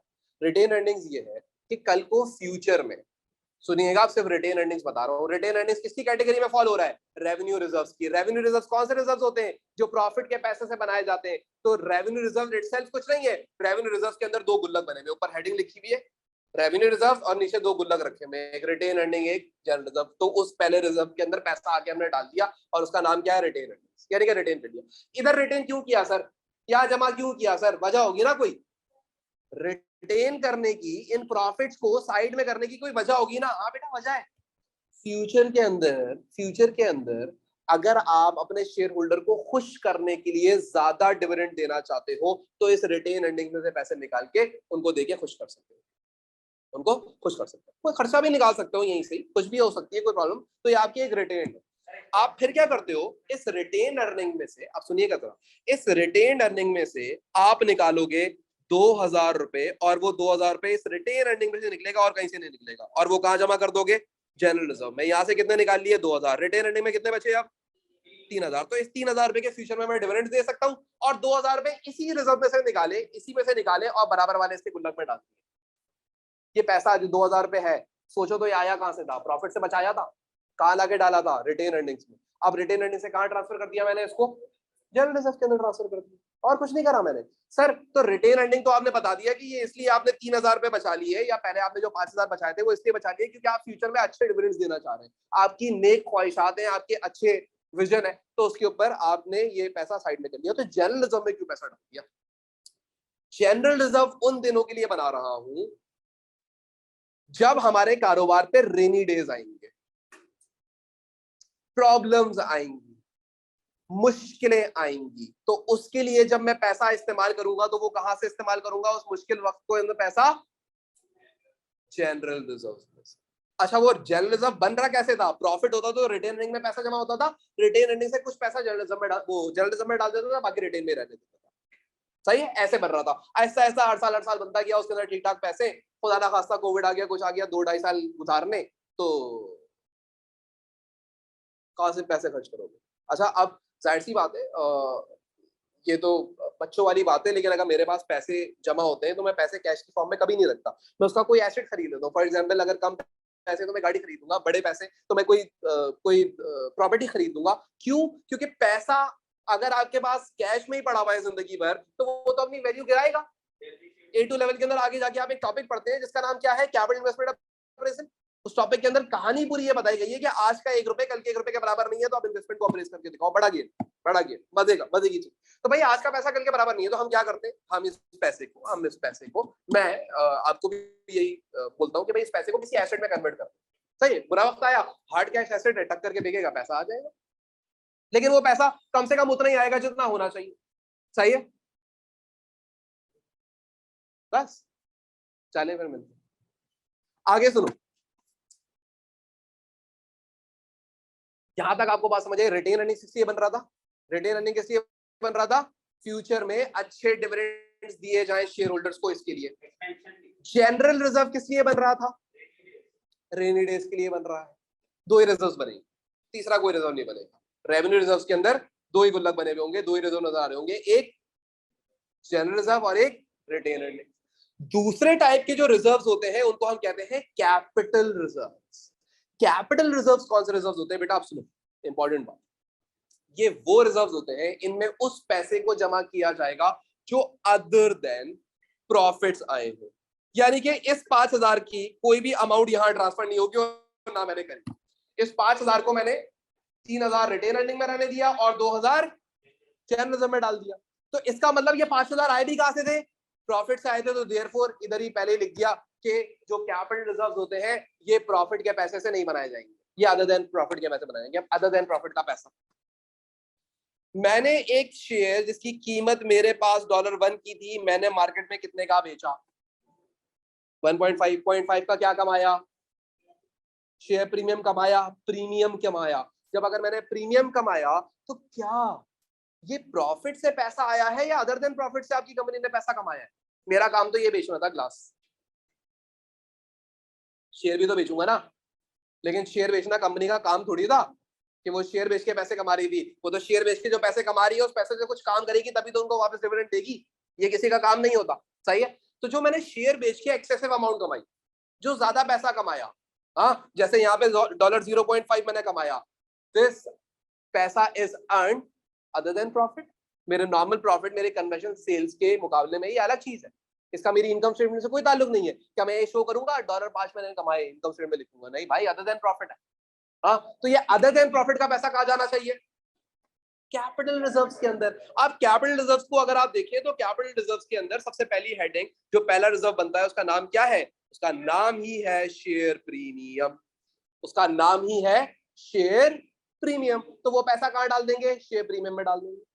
अच्छा, फिर फॉर एग्जाम्पल मैं आपको ऐसे बताता हूँ, कुछ ऑर्गेनाइजेशन होती हैं, दो डिफरेंट कॉस्ट मॉडल है और दो डिफरेंट मॉडल है जो ऑर्गेनाइजेशन इस्तेमाल कर रही होती है। एक मॉडल का नाम होता है कॉस्ट मॉडल और एक का नाम होता है रिवैल्यूएशन मॉडल। अब जरा सुनिएगा, ये कॉस्ट मॉडल और रिवैल्यूएशन मॉडल क्या है। कुछ ऑर्गेनाइजेशंस कॉस्ट मॉडल इस्तेमाल करती हैं और कुछ ऑर्गेनाइजेशंस रिवैल्यूएशन मॉडल इस्तेमाल करती हैं। कॉस्ट मॉडल ऑर्गेनाइजेशंस ये बोलती हैं कि मेरी एक बिल्डिंग अगर ये मैंने एक आज 1 करोड़ की खरीदी है ना, तो अब मैं इसकी कॉस्ट हमेशा हिस्टोरिकली 1 करोड़ रुपए शो करूंगी। सही है। मैं बोलूंगी ये बिल्डिंग कितने की है? 1 करोड़ की है। मुझसे कोई 100 साल बाद भी पूछेगा तो मैं बोलूंगी ये कितने की है? 1 करोड़ की। कंपनी बोलेगी कि ये बिल्डिंग 1 करोड़ की। लेकिन कुछ कंपनीज ऐसी होंगी, अलाउ करता है आईएएस, दोनों अलाउ करता है। कुछ कंपनीज और बैंक किसको करता है वो भी बताता हूँ। और कुछ कंपनीज ये बोलती है कि हम कॉस्ट मॉडल इस्तेमाल नहीं करेंगे, बल्कि हम क्या इस्तेमाल करेंगे? रिवैल्यूएशन मॉडल इस्तेमाल करेंगे। कौन सा मॉडल इस्तेमाल करेंगे? रिवैल्यूएशन मॉडल इस्तेमाल करेंगे। अब ये रिवैल्यूएशन मॉडल क्या होता है? रिवैल्यूएशन मॉडल ये होता है कि वो हर कुछ टाइम बाद अपनी बिल्डिंग को, अपने एसेट्स को रिवैल्यू करेंगे। मार्केट में जाएंगे और पता करेंगे मार्केट में इसकी कीमत क्या चल रही है। मैंने बोला भाई ये 10 करोड़ की है, मार्केट के अंदर इसकी वैल्यू चल रही है 12 करोड़। कितनी चल रही है? 12 करोड़। अब ये क्या करेंगे? ये वापस आएंगे और अपने कारोबार के अंदर अपनी बिल्डिंग को 10 करोड़ के बजाय आप कितने का रिकॉर्ड कर लेंगे? 12 करोड़। यानी 2 करोड़ रुपए से अपनी बिल्डिंग को क्या कर लेंगे? इंक्रीज कर लेंगे। यानी कि 2 करोड़ रुपए इनके पास एक्स्ट्रा आ गए। ये 2 करोड़ रुपए क्या इन्होंने कहीं से कोई अपनी सेल्स करके प्रॉफिट कमाया? नहीं, अदर देन पैसा कमाया। तो इस पैसे को वो कहां शो करेंगे? इस पैसे को वो शो करेंगे रिवैल्यूएशन रिजर्व के अंदर। अच्छा सर, एक बात तो बताएं, ये सवाल किसी के दिमाग में नहीं आ रहा होगा। अभी इन्होंने बिल्डिंग बेची थोड़ी है तो 2 करोड़ आए तो नहीं है। इन्होंने बिल्डिंग आज बेची तो नहीं है तो 2 करोड़ आए तो नहीं है। तो इन्होंने यहाँ पे आके कैसे रिकॉर्ड कर लिया? तो यहाँ पे आके इन्होंने कैसे रिकॉर्ड कर लिया? इनके पास पैसे तो नहीं है, तो यहाँ पे कैसे रिकॉर्ड कर लिया? तो याद रखिएगा, रिवैल्यूएशन रिजर्व के अंदर जो पैसे होते हैं, रिवैल्यूएशन रिजर्व के अंदर जो पैसे होते हैं वो इन फिजिकल नहीं मौजूद होते, हवाई पैसा होता है, ख्याली पैसा होता है। तो इस रिजर्व के अंदर जो भी पैसा मौजूद होगा वो ख्याली पैसा मौजूद होगा। ख्याली पैसा। कल को बेचूंगा ना एसेट तो रियलाइज हो जाएगा ये पैसा, ये झूठा पैसा नहीं है, झूठा नहीं है, बस अभी नहीं है, बिल्डिंग की शक्ल में रखा हुआ है। तो मैं क्या करूंगा? 2 करोड़ रुपए से रिजर्व को इंक्रीज करूंगा, कैपिटल को इंक्रीज करूंगा और 2 करोड़ से बिल्डिंग इंक्रीज कर लूंगा। तो नीचे भी बैलेंस शीट बैलेंस, ऊपर भी बैलेंस शीट बैलेंस हो जाएगी। वो बहुत आगे की बातें कर रहा हूं, लेकिन मैं आपको बड़ी एक नॉर्मल सी बात कर रहा हूं कि भाई रिवैल्यूएशन रिजर्व क्या है। रिवैल्यूएशन रिजर्व जब मैं अपने एसेट्स को, अपनी बिल्डिंग्स को रिवैल्यू कर लेता हूं तो उस टाइम पे उनकी रिवैल्यूड अमाउंट यहाँ पे रिकॉर्ड की जाती है। अच्छा, कभी कभी पता है ऐसा भी होता है, मैं गया मार्केट में, मैंने बोला भाई अब ये जो बिल्डिंग्स या जो बिजनेसेस रिवैल्यूएशन वर्ड इस्तेमाल कर रहे हैं उन्हीं की एग्जांपल दे रहा हूं। मैं गया, मेरी 10 करोड़ रुपए की बिल्डिंग थी, मैं मार्केट में गया, मैंने पैसे लगाए, पता लगे 8 करोड़ हो गए, तो क्या आप कम नहीं करूंगा? रिवैल्यूएशन मॉडल इस्तेमाल कर रहे हो तो बढ़ गया तो बढ़ाओगे और कम हो गया तो कम करोगे। तो अब क्या किया जाएगा? बिल्डिंग को 2 करोड़ से ऊपर कम किया जाएगा और अगर रिवैल्यूएशन रिजर्व में कुछ पैसे होंगे तो इसको खत्म कर दिया जाएगा। सर रिवॉल्यूशन रिजर्व में 0 थे और आपकी बिल्डिंग गिर गई, अब क्या करेंगे? क्या नेगेटिव बैलेंस शीट बैलेंस नहीं हो रही? सोच के देखो कि आपके रिवॉल्यूशन रिजर्व में 0 था और बिल्डिंग आपकी पहले 10 करोड़ से लिखी हुई थी और अब बिल्डिंग 8 करोड़ की हो गई, तो अब जब आप बिल्डिंग 8 करोड़ की लिखेंगे तो नीचे बैलेंस शीट 2 करोड़ से तो मिस करेगी ना। अब कैसे बैलेंस शीट बैलेंस होगी? तो बेटा वो जो 2 करोड़ है ना, जो बिल्डिंग की वैल्यू गिरी है, वो तुम्हें अपने प्रॉफिट से गिराना पड़ेगा। इनकम स्टेटमेंट में लॉस ऑन रिवॉल्यूशन लिखोगे, लॉस रिकॉर्ड करोगे, ये लॉस हो जाएगा, ये नुकसान हो जाएगा। तो प्रॉफिट्स कम हुए तो कैपिटल इवेंचुअली 2 करोड़ से कम, प्रॉफिट्स कम तो कैपिटल कम, पर एसेट कम। आगे की बात कर रहा हूँ, ऐसी बता रहा हूँ, ऐसी समझा रहा हूँ, आपके दिमाग में ये बात क्लियर होनी चाहिए कि बढ़ा तो भी रिकॉर्ड करना है, आपको सिर्फ इतना याद रखना है, बढ़ा तो भी रिकॉर्ड करना है और घटा तो भी रिकॉर्ड करना है। अगर रिवॉल्यूशन रिजर्व में पैसा पहले से मौजूद था, घटा तो यहीं से माइनस कर दोगे, लेकिन अगर खुदा ना खास्ता यहाँ पैसा नहीं होता तो प्रॉफिट गिरा दोगे। बात समझ इस तरीके से। तो ये अभी तक हम लोगों ने तमाम चीजें यहाँ तक हम लोगों ने देखी है। अब आने वाली जो फ्यूचर क्लासेस के अंदर हम क्या करेंगे, उसके अंदर हम लोग statement of change in equity बनाएंगे और उसके अंदर ये जितनी भी इक्विटी की बातें हैं ना, इक्विटी की बातें, statement of change in equity, तो इक्विटी की बातें कौन कौन सी हैं मुझे बताओ बेटा। Ordinary share capital, preference share capital, general reserve, retained earning, share premium, revaluation reserve, 1 2 3 4 5 6, ये 6 चीजें कहाँ रिकॉर्ड करेंगे?